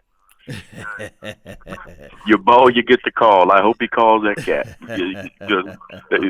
Game ball goes to the cat, and I don't got no black cat emoji, so I can put it out there. But let me just knock this. It's all good. But let me get off this phone so somebody else can get on. No worries, I don't sleep either. And you don't sleep either. Yeah, as soon as you drop a film, say, bing, bing, bing, I'm like, oh yeah, that's either Law or Mark Holmes or Botch. One of the 3. I better go see what it is. Yes, and a dead sleep. Man. So eat, sleep, breathe, Cowboys. I'm telling you, it's all good. It's all good in the neighborhood. Appreciate you, Uncle all right. Dave. Salute. Here we go. Deuces. Salute, bro. All right. That's a good call for Uncle Dave, man. The phone number is still 682-214-4087. That's the hotline. And Rocco says maybe the Lions took Cal. Okay. All right, let me see if I can find his phone number. 585er. What's going on with you? You live like 95, 585. Turn your background down as well. What's good? Hey, Law. I'm hearing you, man. You sure were. What's going on with you? Nothing but the best. And remember. Yeah, what's good with you? All right, man. All right. Look, man, I'm gonna take a win. I'm gonna be happy as hell about it, but there's some things we still got to tighten up. I hope Deion Sanders can contact that cat for an interview. You get the call. Yes. Face with tears of joy. Face with tears of joy. And somebody made a donation to help grow the nation, man. 2 back-to-back, man. I really appreciate it, man. Oh, man, my goodness. The love and adulations, man. But go ahead, man. Talk to me. Yeah, man. First of all, man, I got to say our defense, man, the run defense tonight especially was amazing. Oh, yeah. I was so thrilled to see that because, I mean, that's been our Achilles heel, you know. Oh, my People goodness, been able to gash us on the ground, and they squashed it tonight, and that was amazing. Mm-hmm. But I mean, the repeating theme, man, through the games we've won, the games we've lost, the thing that's been sketchy and scary, man, all year long is starting out slow, not being able to capitalize when opportunities are given to us, and we saw that again tonight. Now, I'm not, I'm thrilled with the win. I'm happy right now, but man, we got some tough games coming up. And if we come out and we play like we did tonight against some of those teams we got coming up in the next 3 or 4 weeks, it's going to be sketchy. It's not necessarily going to go our way. So there's work to be done, man. And, you know, just being a realist about it, you know. Yes, indeed. I love to see the win. I wish that I had seen the same team that came out and played against the Eagles last week or 2 weeks ago and just put the smack down and laid it with authority and just, you know, no mistakes. We are owning this game. And they had opportunities to do that. But the mistakes and the penalties and the stuff like that, they got to tighten that up, man. I want to see him go. I want to see him go for the long haul this year. And I think they got their best chance of doing that they've had in a long, long time. But they got to play it right, man. They got to tune it up. And I hope they do it. And I think they can do it. And I'm 100% behind this team, and I think they will do it.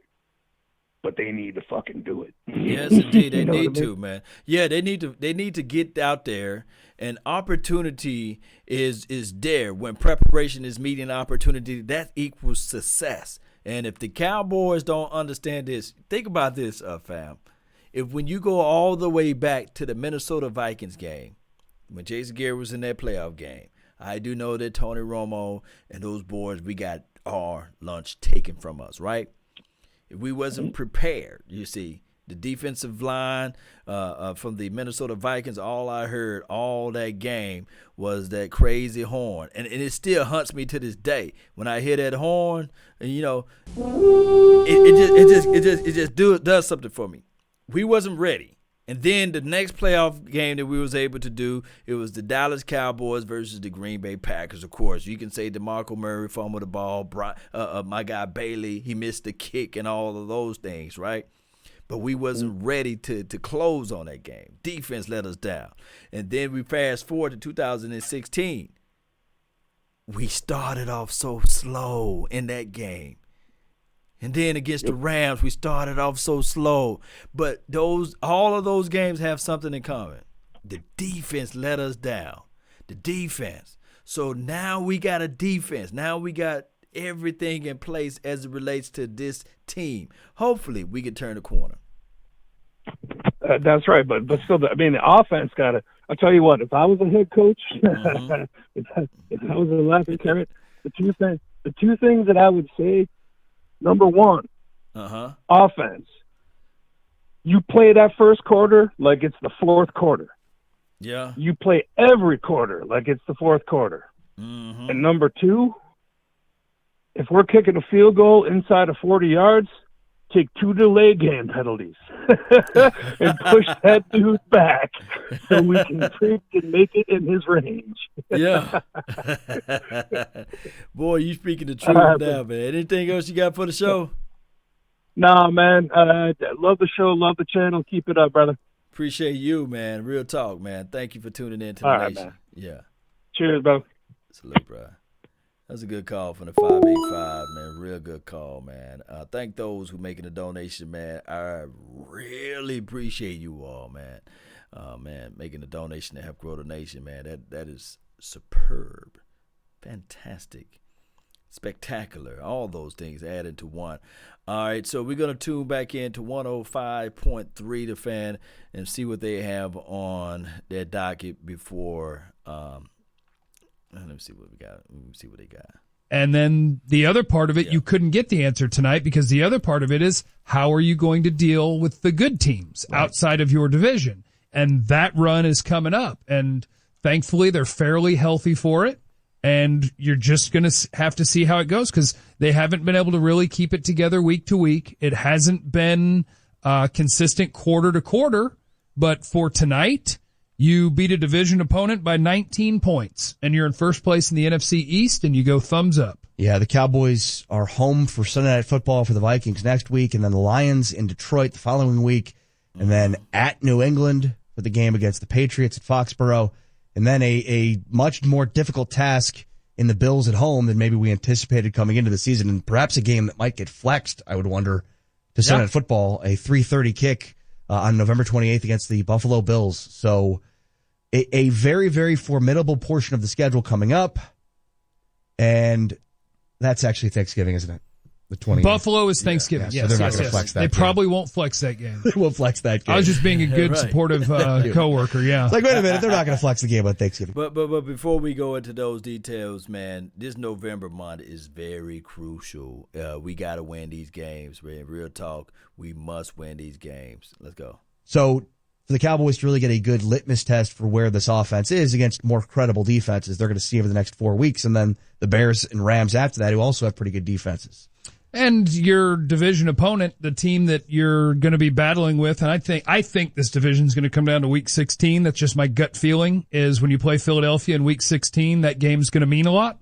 But that team has an easier schedule than you do for the rest of the season. So you're a half game up right now, but you are going to have to go beat good teams if you want to stay where you are. You can't. They're not going to be able to play 500 football down the stretch. And that be good enough. You're going to have to go out there and beat good football teams. With Jeff Kavanaugh, I'm Ari Temkin. This is the Dallas Cowboys postgame show. The Cowboys are 5-3. They beat the Giants 37-18 on Monday Night Football. We'll hear from Michael Gallup, who had a fantastic touchdown grab in this game. Coming up, you're listening to the Dallas. Yeah, Michael Gallup had a fantastic day, man. He's getting his touchdown. Was that his second or first touchdown of his year? November equals must win. Shane Scott, and really appreciate you, Shane, man, for making the donation to help grow the nation. Let me give a shout out to all of the sponsors for this show and for this hour, man. I really appreciate you all.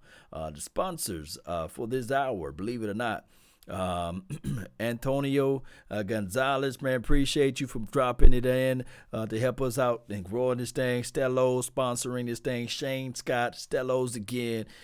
King Doe, really appreciate you all for really supporting this thing, man, for making your donations. Young Wilson, making donations left and right, man. I really appreciate you. If you can't make the donations, man, if you really want to support this channel, there's your share button. Just share this thing to your uncle, cousin, auntie Paige, and let them know that Auntie Shirley, she makes some good spaghetti, but Auntie Pam really make the best spaghetti. So share this content. Hit that like button, man. That helped me out. That does something crazy with the Google algorithm. That helped me out tremendous. If you're on the Facebook panel, just share this content. If you're not able to make donation to help grow the nation, share, man. Let everybody know where to go when they want to tune into Cowboy Sports Talk and beyond. I really appreciate you all that's on the Facebook panel, man. I call it the Facebook Elite panel because I can't call it the chat box because you guys can drop emojis. You guys can do a whole bunch of stuff that other pages can't do, like on Facebook. Well, not like on Instagram and YouTube. So I really appreciate you guys for making a donation. I'm finna open up the phone lines, man, back open so I can hear you all thoughts. I love hearing y'all opinions. It just makes me feel good, man, knowing that I can talk to other people who love the Cowboys from different parts of the world. 682-214-919er. Shout out to you, man. You live like 95. Talk to me. Hey, what's going on there, brother? Good win tonight. Man, yeah. But listen, I've been listening to everybody, and, everybody asking the questions about the team and all. But, the one thing that I see with our team, I know everybody's worried about the schedule coming up and the teams that we got to play, but I'm not really that worried in a sense of this. I think what this team is really missing is not so much due to the physical abilities or the attributes that we don't think that we have on the team. I think it really boils down to the mental toughness. When you look at the 92, the 93, and the 95 teams, all those guys, they weren't really the most gifted guys. But you could tell by the way that they was coached and trained by Jimmy Johnson, man, they were mentally tough. and prepared for any team that they battle. You know what I'm saying? Not saying that the physical factor play a role, but I think this team that we have has those attributes. But what we're missing is that mental toughness, that ability to want it. You know what I'm saying? Mm-hmm.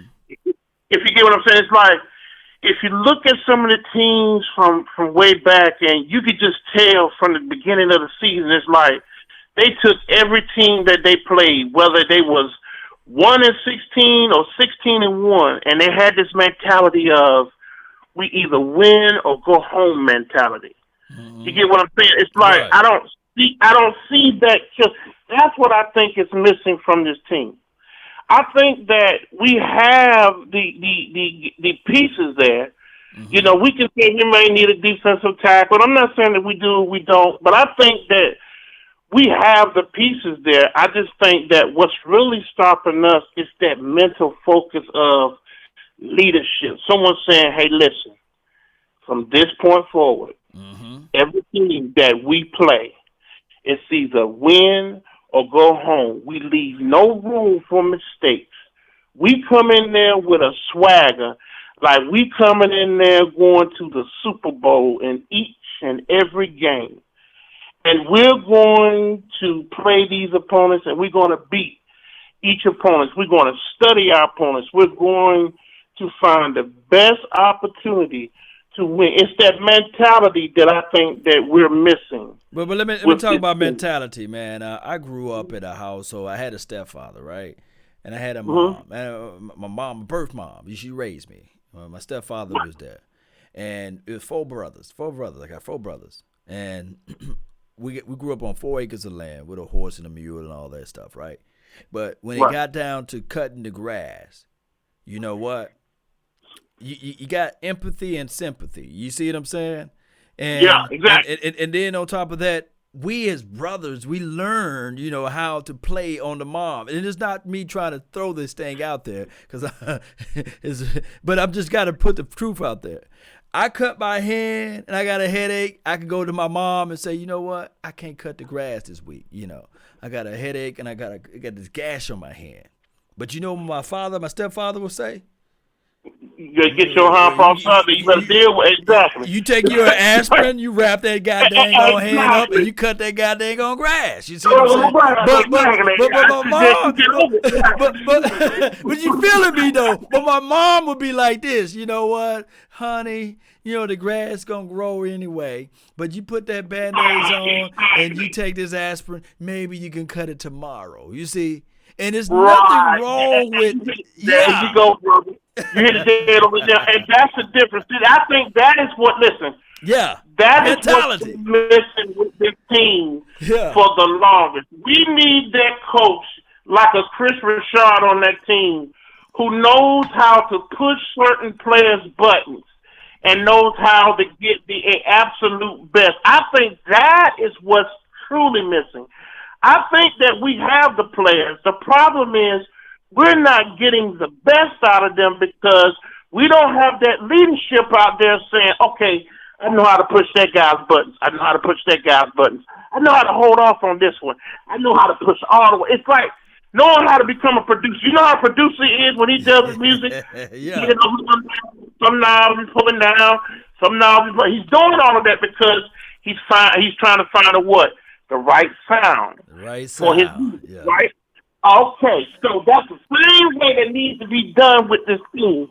We need a coach out there that's saying, okay, I know I got a defensive tackle out here, but my thing is, okay, we need this guy here to I need this guy to do this, but I need this guy to do that right.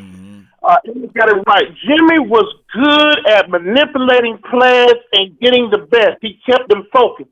Even when we was winning games that we knew that we were supposed to win and they was easy to win, but he was the main key. Guess what? He kept them focused. He kept putting his foot on the gas. He didn't let up.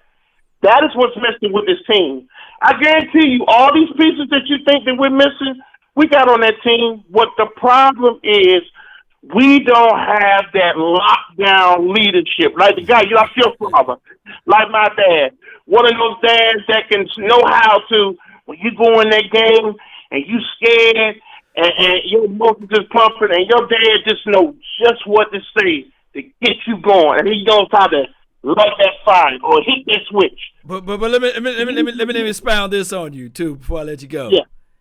You know what? It's funny how this world works, right? You know what? Right. Growing up, I hated him for that. I despise him for that. You know what I mean?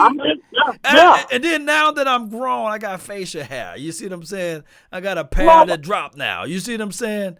And now it's funny how this world works. Now I respect that brother. I respect my stepfather more so. Dude, I know how to drop. I know how to put a transmission in. I know how to change a whole manifold. I know how to change my own oil. I know how to cut the grass. I know how to really be a man and pay my bills and be respectable. You know what I'm saying?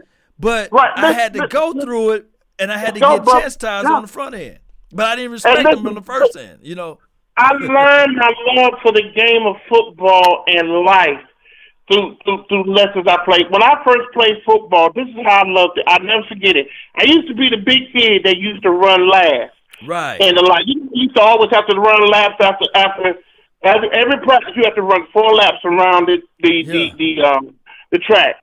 And I used to hate it. I used to hate it. And I'll never forget this. My dad, he just sat me down one day and he just looked at me. He said, "You like football, son?" I said, "Yeah, Dad, I do. Mm-hmm. My dad looked at me. He said, "Well, son," he said, "listen, I'm not asking you to be the best out there." He said, "But I will tell you this. If you bring your big beep in the one more time, dead last, I'm going to give your black beep to run about." And it was that moment. I didn't come in first, but I sure didn't come in last. Yeah. But I learned something that day. I learned that if I gave my all to something, if I put my whole mind to it, whether or not, you know what I'm saying, that I can be or do anything. And that's how I love. And this is what Jimmy Johnson did for that 90s team. This is what's missing now. We need that motivator out there for these guys. We got the talent. We just ain't got the motivator out there to do it to give them that push. Like Jimmy Johnson said, I'm going to get off the phone. Mm-hmm. Jimmy Johnson always said, cowards, for the guys who want to get tired, are cowards. If you see me hanging over, breathing hard, and sucking for wind, he's a coward. Yeah. Why? Because he didn't do what he needed to do to take care of his condition to be able to run in that fourth quarter and be the deciding factor. That is what's missing on this team. The mental mentality needed to take us to the Super Bowl. That is what's missing now, not talent. It's the mental talent. Man, good call, man. I really appreciate you for calling in from the 919er. No doubt, man. North Carolina representing all the way. All day, every day, man. Salute, brother. All right, you too, brother. That's a good call, man. Trust me, Jimmy Johnson quote was, "Fatigue make us cowards out of us all." You see what I'm saying? And you recall that reference there. And he's telling the truth, Cowboy Nation. I'm going to open up the phone lines again, man. Good caller, man. Let me just peep in before I open up the phone lines. I know you guys are calling in. But let me just peep in to 105.3 The Fan and see if they still alive over there. Down when the Cowboys played the Giants earlier this season, but he had a very impressive touchdown. 2 catches, 33 yards, and a touchdown, an 18-yard touchdown catch and run. Here was Michael Gallup with their own Mike Fisher. Oh, I got Gallup. With Michael Gallup on the Cowboy Radio Network. The touchdown, it seemed like to me, listening to the replay, you did like 5 special things all in one. Have you looked at it yet and seen what you did? Nah, I just know I reacted. He was going to come take out my legs, so I just knew I needed to jump quick. That's what I did. Did you guys have an awareness of how many splash plays they give up? They give up 20-yard plays more than any team in the NFL on pass plays. Was that part of what your attack was, is we can get downfield against them? Really, we just know we need to take advantage of anything that they give us. So, and that's what we did in the second half. We didn't do too well in the first half, so we capitalized in the second half, and that's what we did. How do you deal with that early frustration? Because, fans feel it, and the media's watching it, and you're biting your nails a little bit. Yeah. I mean, it's tough, but like Coach said, this team's got a lot of fight, a lot of grit, and in the second half, we showed it. All right, there's Michael Gallup again. Had a very impressive touchdown catch, 2 catches, 33 yards, and that touchdown. Cowboys win 37-18 with Jeff Cavanaugh. I am Ari Temkin. The defensive stand of the game, plus the biggest storylines to come out of the Cowboys' 5th win of the season as the postgame show continues. Dallas Cowboys football will continue. Yeah, that's the good stuff, man. Michael Gallup, he said he did multiple things at one, man. Phone lines back open. Let me know if you guys can call in 682-214-4087. Salute to the nation. Shout out to you, Paul and Floyd Day Jr.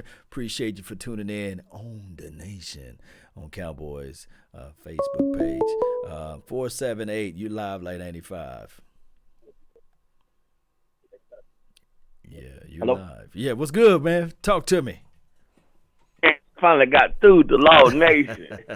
What's up, baby? Hey, man, look at here, man. I'm gonna tell you like this. Mm-hmm. Mike Tyson said one time. He said, "Everybody got a game plan." Hold on. Let me get you. Hold on. Oh yeah. You gotta turn it down. Yeah.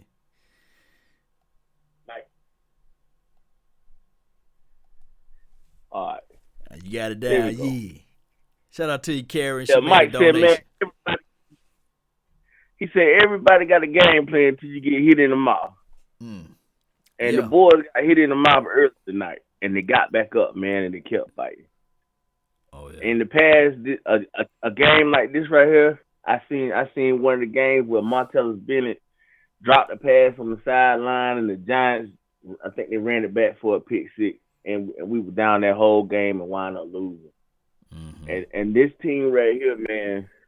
Everybody say they don't have the mental fortitude, but even when we've been down this year, they fought back. Even dating back to last year when they were 3 and whatever, they reeled off of them games, man. They still fought to get back in and do what they need to do. Mm-hmm. And, I just think that at some point they're going to get over that hump, man. It's still a young team. Yeah, it's still a young team. One of the youngest teams in the NFL. Right, with all that talent, so we can't worry about what nobody else doing. We got to worry about what we doing. You know what I'm saying? And I believe in the talent we got, and I guess I believe in Garrett. They ain't quit on him yet. That's the positive I can say. They won't quit on Garrett. They won't. For some reason, Man, like that cat, he got 9 lives, man. Yeah, well, I know we want to see Garrett get fiery like Jimmy. That's not him. That's not his thing. But I guess he got a way. He got to have his way of motivating the team because they keep fighting. I mean, they do. They play hard. They play hard for Garrett. The thing is that regardless of how we look at it, we do start off slow and flat when it comes off a bye. And then on top of that, heading into the playoff, that's when everything is focused and everything is the margins of errors. You got to eliminate them to the lowest denominator, right? So I'm not saying that Jason Garrett is the guy that causes a team to lose, but it's been 10 years though. So if I want to lie to kick it, if I want to lie to kick it and say, yeah, we're gonna win the Super Bowl this year and we're gonna play every game like we played this day, you know what I'm saying? You don't beat good teams, you see what I'm saying? Great teams the way we played today. Right. You see, we're gonna have to, but what I'm glad of is that now that we got a momentum going and the team can rally behind that. There's positive vibes. I believe in positive energy. You see, energy cannot be created nor destroyed. It can only be transferred. So I'm thinking that when we bring in a 79, a Bennett, you see, and now what he experienced as far as the Super Bowl or what have you, the other guys are now going to listen to what he says, you see. And everything else is contagious. These interceptions that Xavier Woods is doing, the playmaker that he is, it's contagious. We saw Jordan Lewis pick up a fumble and take it all the way to the house. That's what I like, you see. But talk to me some more, man. That helps, man. Yeah, it does help, man. It's contagious. When you can get turnovers and get field position, that's very important. I saw a stat somewhere where before last game, they said the Cowboys hadn't started a drive on the opponent's side of the field all year long. Not one until last game. I mean, and that's something when you got to keep going 80 yards, 70 yards, 60 yards. That's hard to do in it. That, you know, I don't care how much a defense give up big plays. You starting in your 20, your game plan and your play calling it's a little different than you starting on the other side of the 50. You know, and you know the offense relax, you know, and do some stuff. When you start down in that hole like that, that's a lot of pressure, man. That's a whole lot of pressure. Boy, it is a whole heap of pressure, as old folks say. Right. You know, when you can get turnover here and there, a fumble, and start at some good field possession. And like, okay, I got the ball now, and I'm getting the ball at the half. Man, we could do something. We could take a shot here. We could take a shot there. And we got to keep getting them turnovers, man. Keep getting them turnovers and being able to run that ball with Zeke.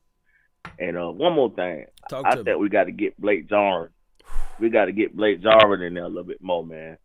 Yeah. He a matchup problem. Yes, indeed. He's a matchup problem. He's dangerous. He's our George Kittle. You know, I know the people going to send me the hate mail, but he's our George Kittle. And I think that the same thing when I saw him make that run. I said, man, that's George Kittle.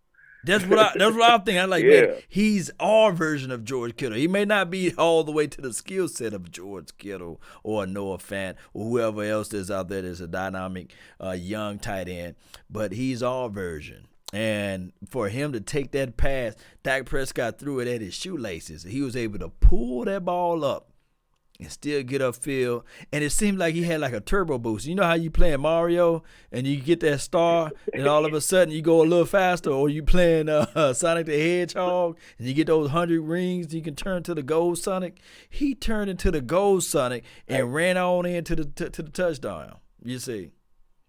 We got to get him on some more of them backside crossing routes. You know how we run that stretch with Zeke and bring him on the backside of that tight end and roll Dak out. We got to get Jarwin in some of them plays that Witten was running. Yes, the one indeed. that Witten took for 7 or 8, Goff could have took it for 20 or 30. Yes, indeed. Good night, Karen. Karen saying good night. But, hey, before I let you go, I have to say this right quick. It's there. The tight end always going to have one-on-one coverage. You know why? Because teams are pressing to stop number 19. They're pressing to stop number 13. So the one-on-one coverage, you matching up pretty much from here, a linebacker on a tight end. This should be like eat fest for Blake Jarwin and Jason Witten. But really appreciate your call, man. And if they're gonna play one safety, high, the seam route is open for him. I mean, because the linebacker backing up off play action, making when they do that read option with Zach and Dak, that little right there, he down the field just that quick. The linebackers, they sitting still. They got a bite on it. They got to. I mean, that route is there, man. It's there. You know, maybe they saving some of it for big games. I seen somewhere else that said the Cowboys save all their creativity for big games. I'm praying and hoping that's the case. We'll see, Famo. We'll see, man. I really appreciate you. Thank you for calling in. Appreciate you, Law. Anytime, brother. Good call, man, from the 478, man. The phone lines are still live. Shout out to you, Paul, again. Shout out to you, Floyd Day, and Peter. Peter on the Facebook panel. And Jay Riss, man, really appreciate you as well on the Facebook panel. Jay Farm, man, what's good, man? Jordan Lewis and Donovan Wilson need to start. Yeah. 5-10. You in. What's good? Law was good with my Cowboy brother, man. Oh man, my brother, we won today. Yes, sir. Yes, it's sir. good. Hey, Law, this Chappelle Hannon, Cowboy Nation Bay Area, stand all the way up on them. Law, I got 2 questions for you. Talk 2. to me. All right, the other callers talking about head coaches and a coach that would come in and change up everything and have us like ready to run through walls on some Jimmy Johnson stuff. Well, think about this, right? The guy I'm thinking about is coach at Michigan right now. But when he was head coach for the 49ers, he had the Niners running through brick walls for him.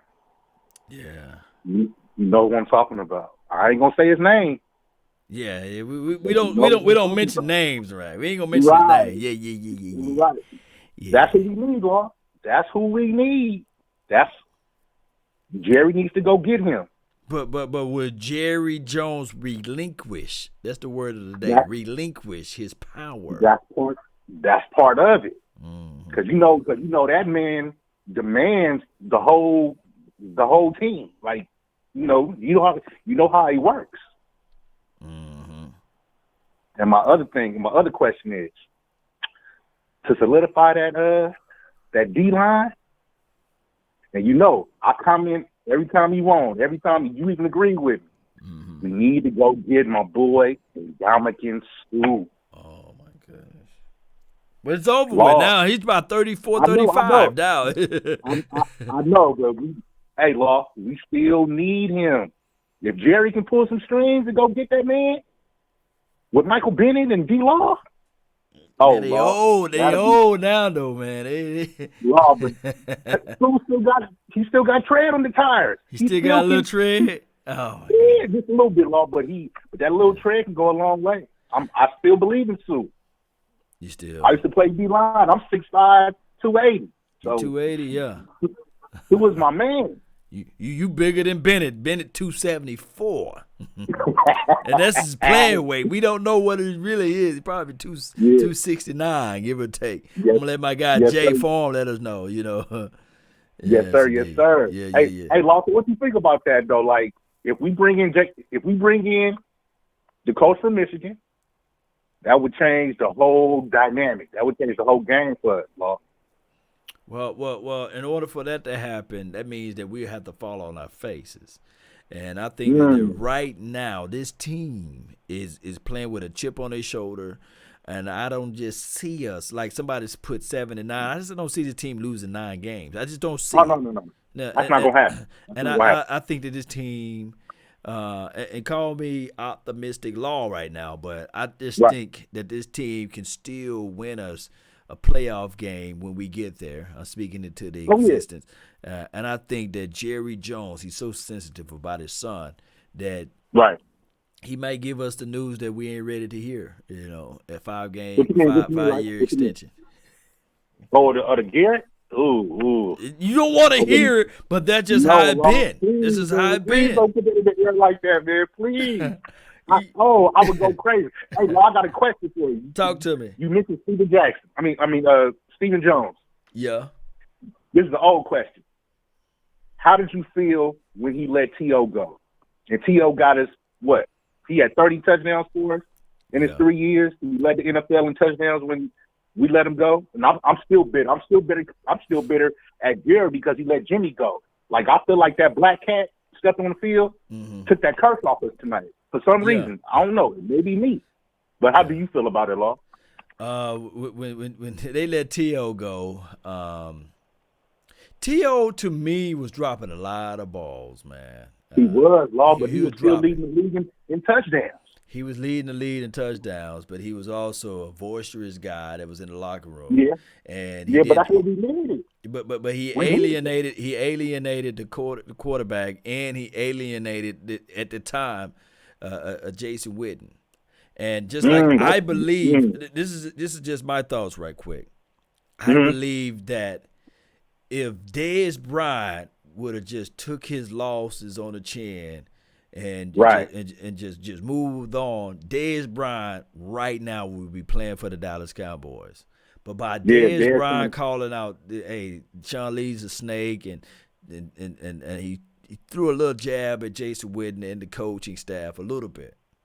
Right. That's the only reason that's holding Dez Bryant from not having the silver and blue on right now. Dez should have kept his mouth shut, put his head down, put on them nice colors, and balled out. And on top of that, Dez Bryant right now would have been on his team. But it's hard to remove that narrative of a player, and it's just difficult because nobody can tell me right now that Dez Bryant. Can you just close your eyes and imagine Desmond Bryant, Amari Cooper, a young phenom, and a Michael Gallup. Whatever we seeing from right now from Randall Cobb, Michael Gallup can play inside in the slot. You see, this will be like crazy, but he done burned the bridge. That's why I say young players, man, and young people out there that got jobs and stuff. You can't see the future. Just always walk out. Give your 2-week notice. Always be professional and just take the high road at every time because you never know when you got to go back to the other side. You see. Exactly, and eat some of that humble pie. Me being like older, I get what you're saying, Law. Because when I was younger, I was full of myself, and I was like, can't nobody tell me nothing. My grandfather, my uncle, my dad. And now I'll be like, I should have listened. I should just shut up and listen.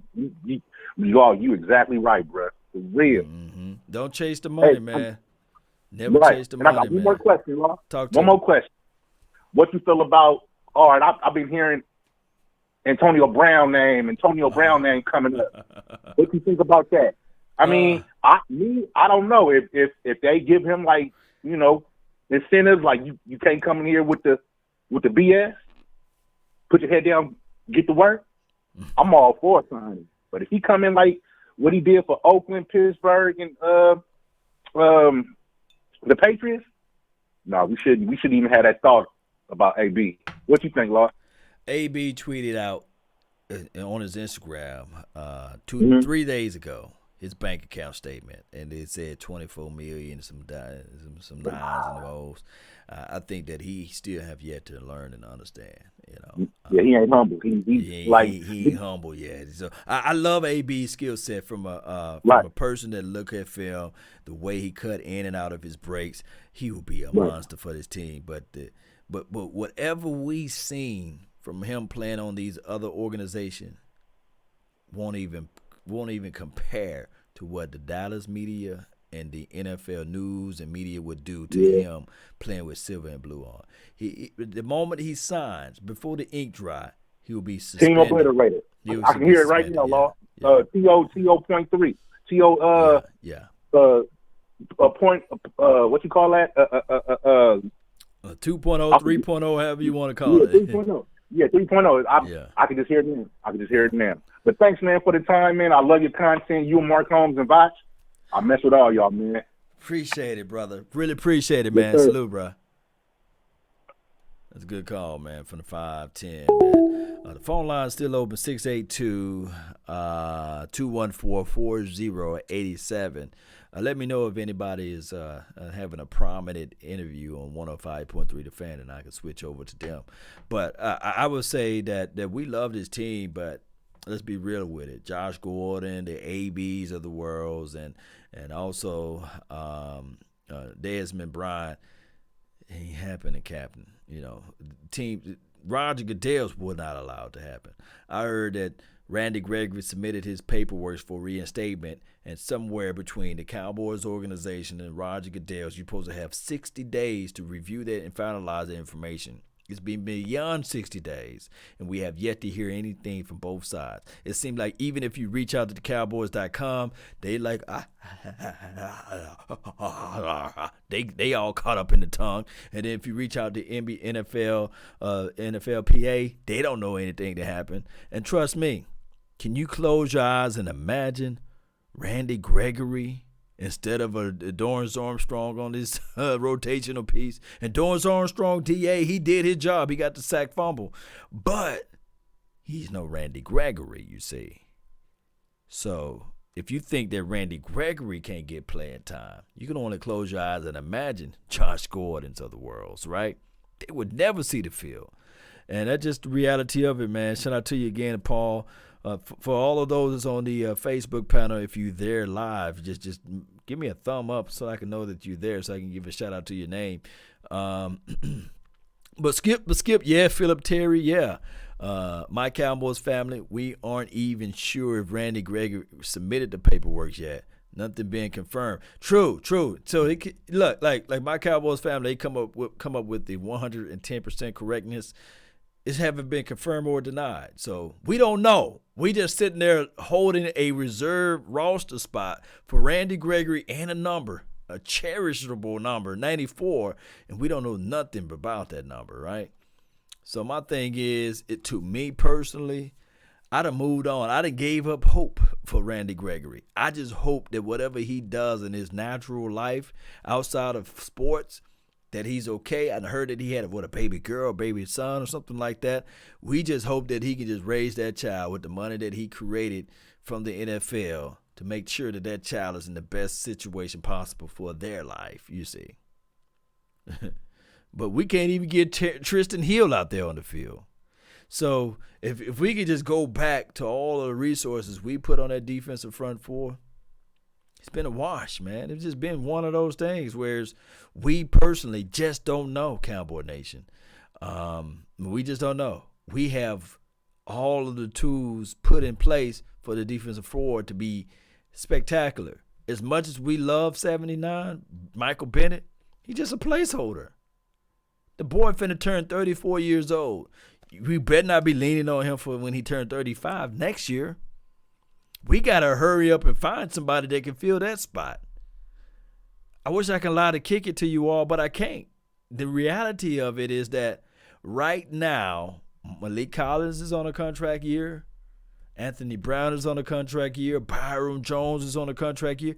One of those guys are going to go. Robert Quinn, we got to pay him. All of these guys, they got to find a way to go. You don't have to go home, but you got to get the world out of here, as they say, right? So that's what we're looking at. That's the face, what we're facing against. That's what we up against. Yes, indeed, period. Maybe, let me see what we have here.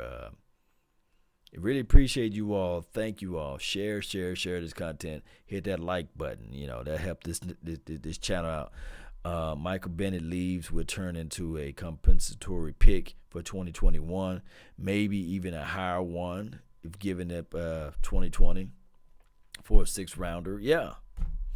Brian Bradford, Zeke said he is allergic to cats. Yeah, that's fun. That's something funny. Let me see if I can pull up 105.3 The Fan. Are they still live right now? We can pause the phone lines right quick and tune into 105.3 The Fan and see what they talking about right quick. I'm gonna pause the phone lines right quick and let me know if they still live, because normally they close it down at 1, don't they? Let me see. Still a price just like the big. Yeah, they on commercial. Normally they shut it down at 1. It's just 12:59. Let me turn the phone lines back on. But Cowboy Nation, we got a long uphill battle. Nothing is given to us, which is what I like. I like for us to fight for everything that we got. But that's just the reality of it. Save playbook for December.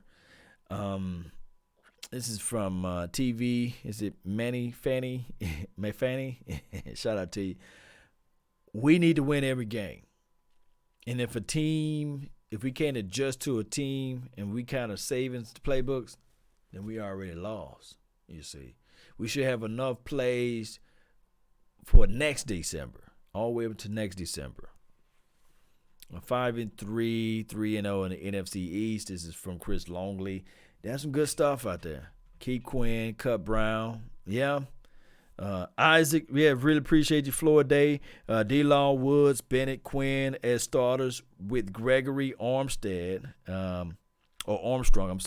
Hyder and Collins in rotations. This will be one heck of a defensive line. This is from Floyd Day Jr. on the Facebook panel. Shout out to you. Gregory gone. I just don't see Randy Gregory anytime. Like my guy Jay said in My Cowboys Family, we just don't see Randy Gregory going through submitting his paperwork. 60 days, they still have 60 days to judge upon, or was it 30 days, something like that. I could be wrong on the days allowed at time for them to ultimately say in favor for whatever Randy Gregory submitted his paperwork on, for them to say, okay, we're going to give you a chance and opportunity. Randy Gregory's gone. I just look at him as a lost cause right now. We need to look at it next year and start looking at defensive ends, defensive tackles that we can put on this team. To me, Tyron Crawford, he's gone. Hip pointers and stuff like that, at that age that he's in, we really need to just move on from Tyron Crawford. I was saying that, it would have been harsh for us to do this, but to cut him, we would save $8.5 for close to $9 million with an M. We could have utilized that money to sign my guy, number 19, Amari Cooper, or sign Dak Prescott. That $9 million you can stretch out and sign a Byron Jones. A lot of people want to kick Byron Jones out of the window, but all tonight he only allowed that one big pass from Golden Tate. That one big old pass to Golden Tate. So my thing is, $9.5 million, you can stretch that thing out tremendously. Mr. Anonymous, man, we need a one tech. Right now, the only person that I saw playing one tech tonight was Antoine Barbecue Woods. Covington played a little bit of it. He didn't get a lot of penetration. Most of the penetration came from the edges there. And believe it or not, the three tech position, Michael Bennett at 274 pounds, he created pressure, while the offensive tackles and linemen was gasping for air. Robert Turner, appreciate you. Bennett makes our depths much, much better. We still need a draft for DBs and defensive tackle, DC for life, and gave me the strong man emojis with the money sign, dollar bag. Yeah, really appreciate you, Robert Turner. Who we got next? We got the Vikings, Paul. Yes, Isaac Spades. Yeah. My thing is, when you look at the total picture of Michael Bennett, we love him, but he's finna be 34. We can't sign this man for a 3-year contract. We can't. It'll be foolish for us. Bennett is a dog, Jay. Yes, I agree. I love him. I love seeing his film out there tonight. I love the pressure. Boy, he was putting his hands inside and he was getting upfield. Penetrating at 274 pounds, a quick release.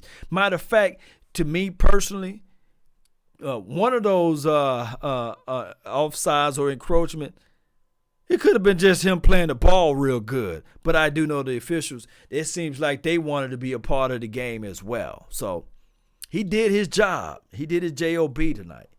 I can't complain at what Bennett did. He is nasty, extremely nasty. But I wish we'd have picked him up in 2018. I wish he never even played for the Eagles. We should have picked him up then. We wouldn't have let him go. You see. So we wouldn't get 3 years out of him. I think that this is a one-and-done deal. I think that we need to save some of this money and re-sign Robert Quinn. Who would you rather have, Robert Quinn or Bennett? Give me Quinn. Yes, indeed. Shout out to you all. Let me see what else we have here. Let me go right here. You think he got one, Tyrone? You think he got one more year left in him? Peppers did it, right? Peppers played it to how old, you know? Peppers did it. Although he played linebacker, London Fletcher did it. Let me see. I think Reggie White did it. He played it until he was like long in the tooth. Chris Dolmans of the worlds, they played until they long in the tooth. Name me some guys that played. It was Kevin Green. He played until he long in the tooth. Chris Long, how old Chris Long was when he retired? We'll see though, man. As far as that level of production. Steve-O, what's good? We'll see, though. All right. Not giving Dak credit. Who else was passing the rock to our receivers or tight end? Daniel Mazza. They need to give Dak credit for this game. I mean, some of those plays, boy, if he was a fragile guy, he would have been folded up like a pretzel. Laid out like Family Guy. Suggs still playing? Is Suggs playing at a high level? What team did they trade his Suggs to? The Suggs suspect? Peppers was like 40. Reggie White, Charles Woodson. Yeah, Charles Woodson, like safety play, that's one of those positions that as long as you got those good quick hips and you can track the ball out in space, you can play forever. If you think I'm lying, shout out to Darryl Green, you see. Laugh out loud, Tom Brady. You know, if you rough it the pass on Tom Brady. Dak attack, fire. All right, Cowboy Nation. Phone line still open. We'll like to have one more phone call before we wrap this thing up. 682-214-4087. That's the number to call in if you want. Grab Khalil Mack. Khalil Mack is mad right now. But I told everybody that's every reason why you don't put $141 million to a guy that's not going to have the ball in his hands. Khalil Mack does everything for the Chicago Bears, but at the end of the day, you don't pay that much money. And he drove up the price for every defensive edge rusher or an outside linebacker in the 3-4 defense. Khalil Mack robbed the game, but he set the market. Think about it. Close your eyes, $141 million. And old boy, yeah, Carlos Campbell, yeah, he's still playing. He's still balling at an older age. Yeah. Name me some more guys that's balling at an older age. Jerry Rice, wide receiver. Yeah, he was balling until he was 40-something. Yeah. Yeah. All right. Let me do this right quick. The phone lines are down. If you guys do call, if you guys are watching this thing on replay, you can call and still leave a message. And I really appreciate you all. But we're finna jam on out of this thing. Y'all want the 300 or y'all want the well, we're gonna play the trap music. Let's play trap music. Let's trap it on out of here. Yeah, Cowboy Nation, really appreciate you all. Really do, man. Don't forget to hit that like button, share this content. Let a friend, neighbor, foe know where to go when they want to tune in to Cowboy Sports Talk and Beyond. First film session will be, I'm going to try to do the Michael Bennett, Sean Lee, because I love defense, Xavier Woods, and Michael Gallup, and Amari Cooper. That's 5 film sessions. And Amari Cooper and Michael Gallup, it's going to be a combination of quarterback play, quarterback anticipation, of course, wide receiver play, right? But if you sprinkle in the defensive side of the ball, of course, we got to break down defense because I'm a defensive-minded guy. I always got to do defense first. And I would try to sprinkle in Ezekiel Elliott down the line. Much love to my Cowboys family. Daniel Mazza, really appreciate you. Who else? All of the mods, man. Stellos, really appreciate you. Thank you for sponsoring this show today. And, let me know. Free Jordan Lewis. I can't go with this whole entire week before Jordan Lewis without a film session, right? So we do a film session. That's 6 film sessions. Good Lord, that's 6 film sessions. Who else y'all want me to throw in? I got one more spot, right? And, of course, we'll show some offensive linemen some love. Let's tune in to the film session of some of the officials, right? We want to do a film session on the film of the officials. We can do that, too. Shout out to you, Floyd Day. You should produce if you're getting paid that much. Yeah, I believe Floyd Day says $141 million is a lot of money. Yeah, for Khalil Mack on my Facebook page. But I'm just calling a spade what it is, Floyd Day. Shout out to you, Q, man. Really appreciate you. My Cowboys family film session on the Black Cat. Yeah, I definitely need to do that. Yeah, boy, you clever. Yeah, I need to thank you for tuning in to the Low Nation film session, right? All right, Cowboy Nation, that's been my time. I really thank you all for yours. And remember, you're listening to nothing but the best. Let's go.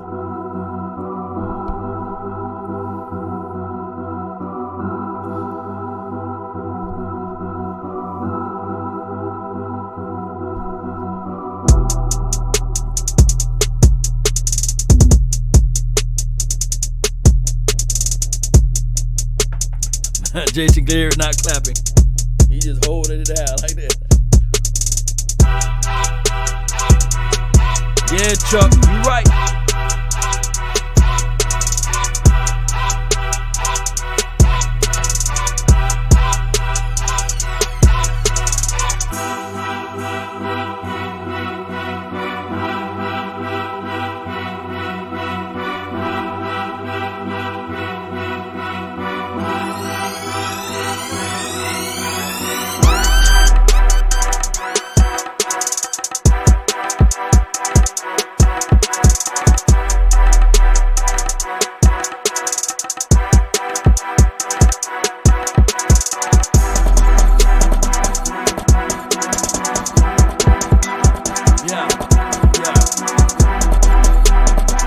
Let's go, Cowboy Nation.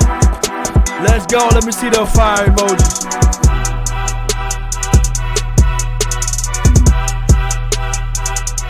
How that beat, that bass come in there on that thing. Yeah.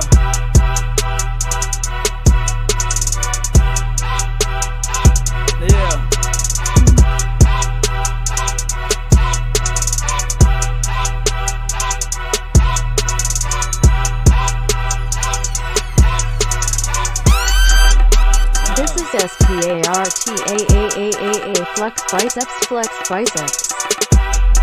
Oh, you want the Sparta? When you make the donation to help grow the nation, you guys already know what's finna go down. I cannot leave until I see 1,000 fire emojis. Let's go. Yeah, let's go. Yeah. Yeah!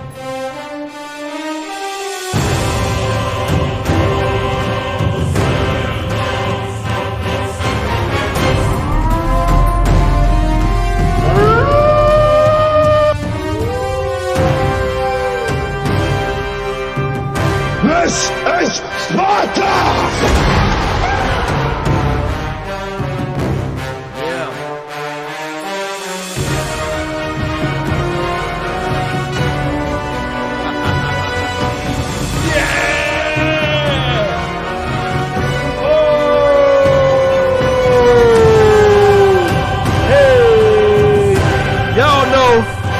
Let me put it on pause right quick. Y'all know. Victory man time, baby. Yeah.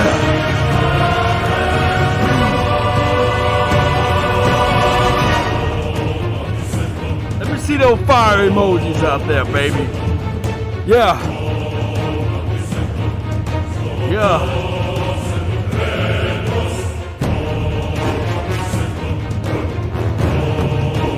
Slide y'all over for a second.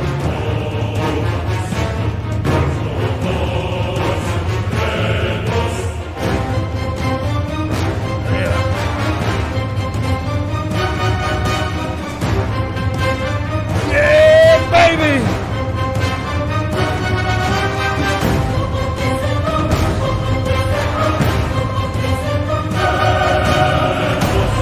Victory mass, baby! Let's go, Cowboy Nation!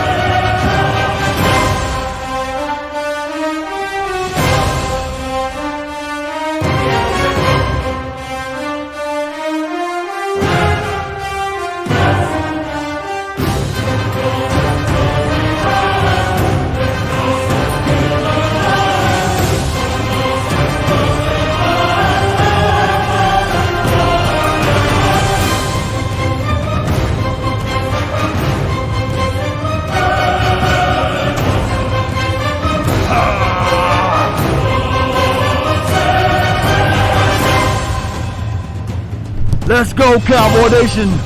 Yes, we're live late 85, baby.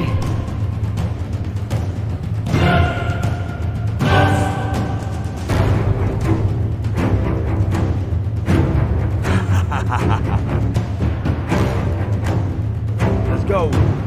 Let's get this trophy, baby.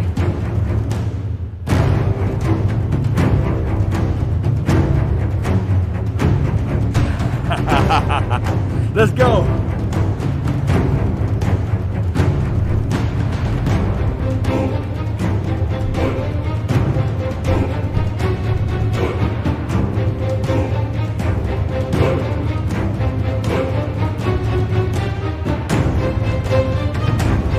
This is Sparta!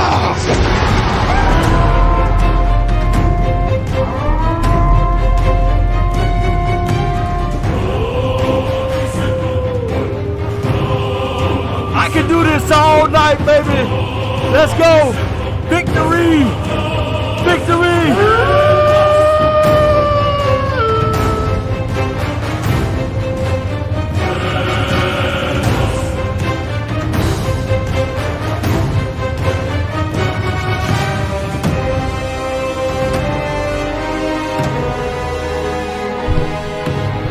And remember, you're listening to nothing but the best. We out.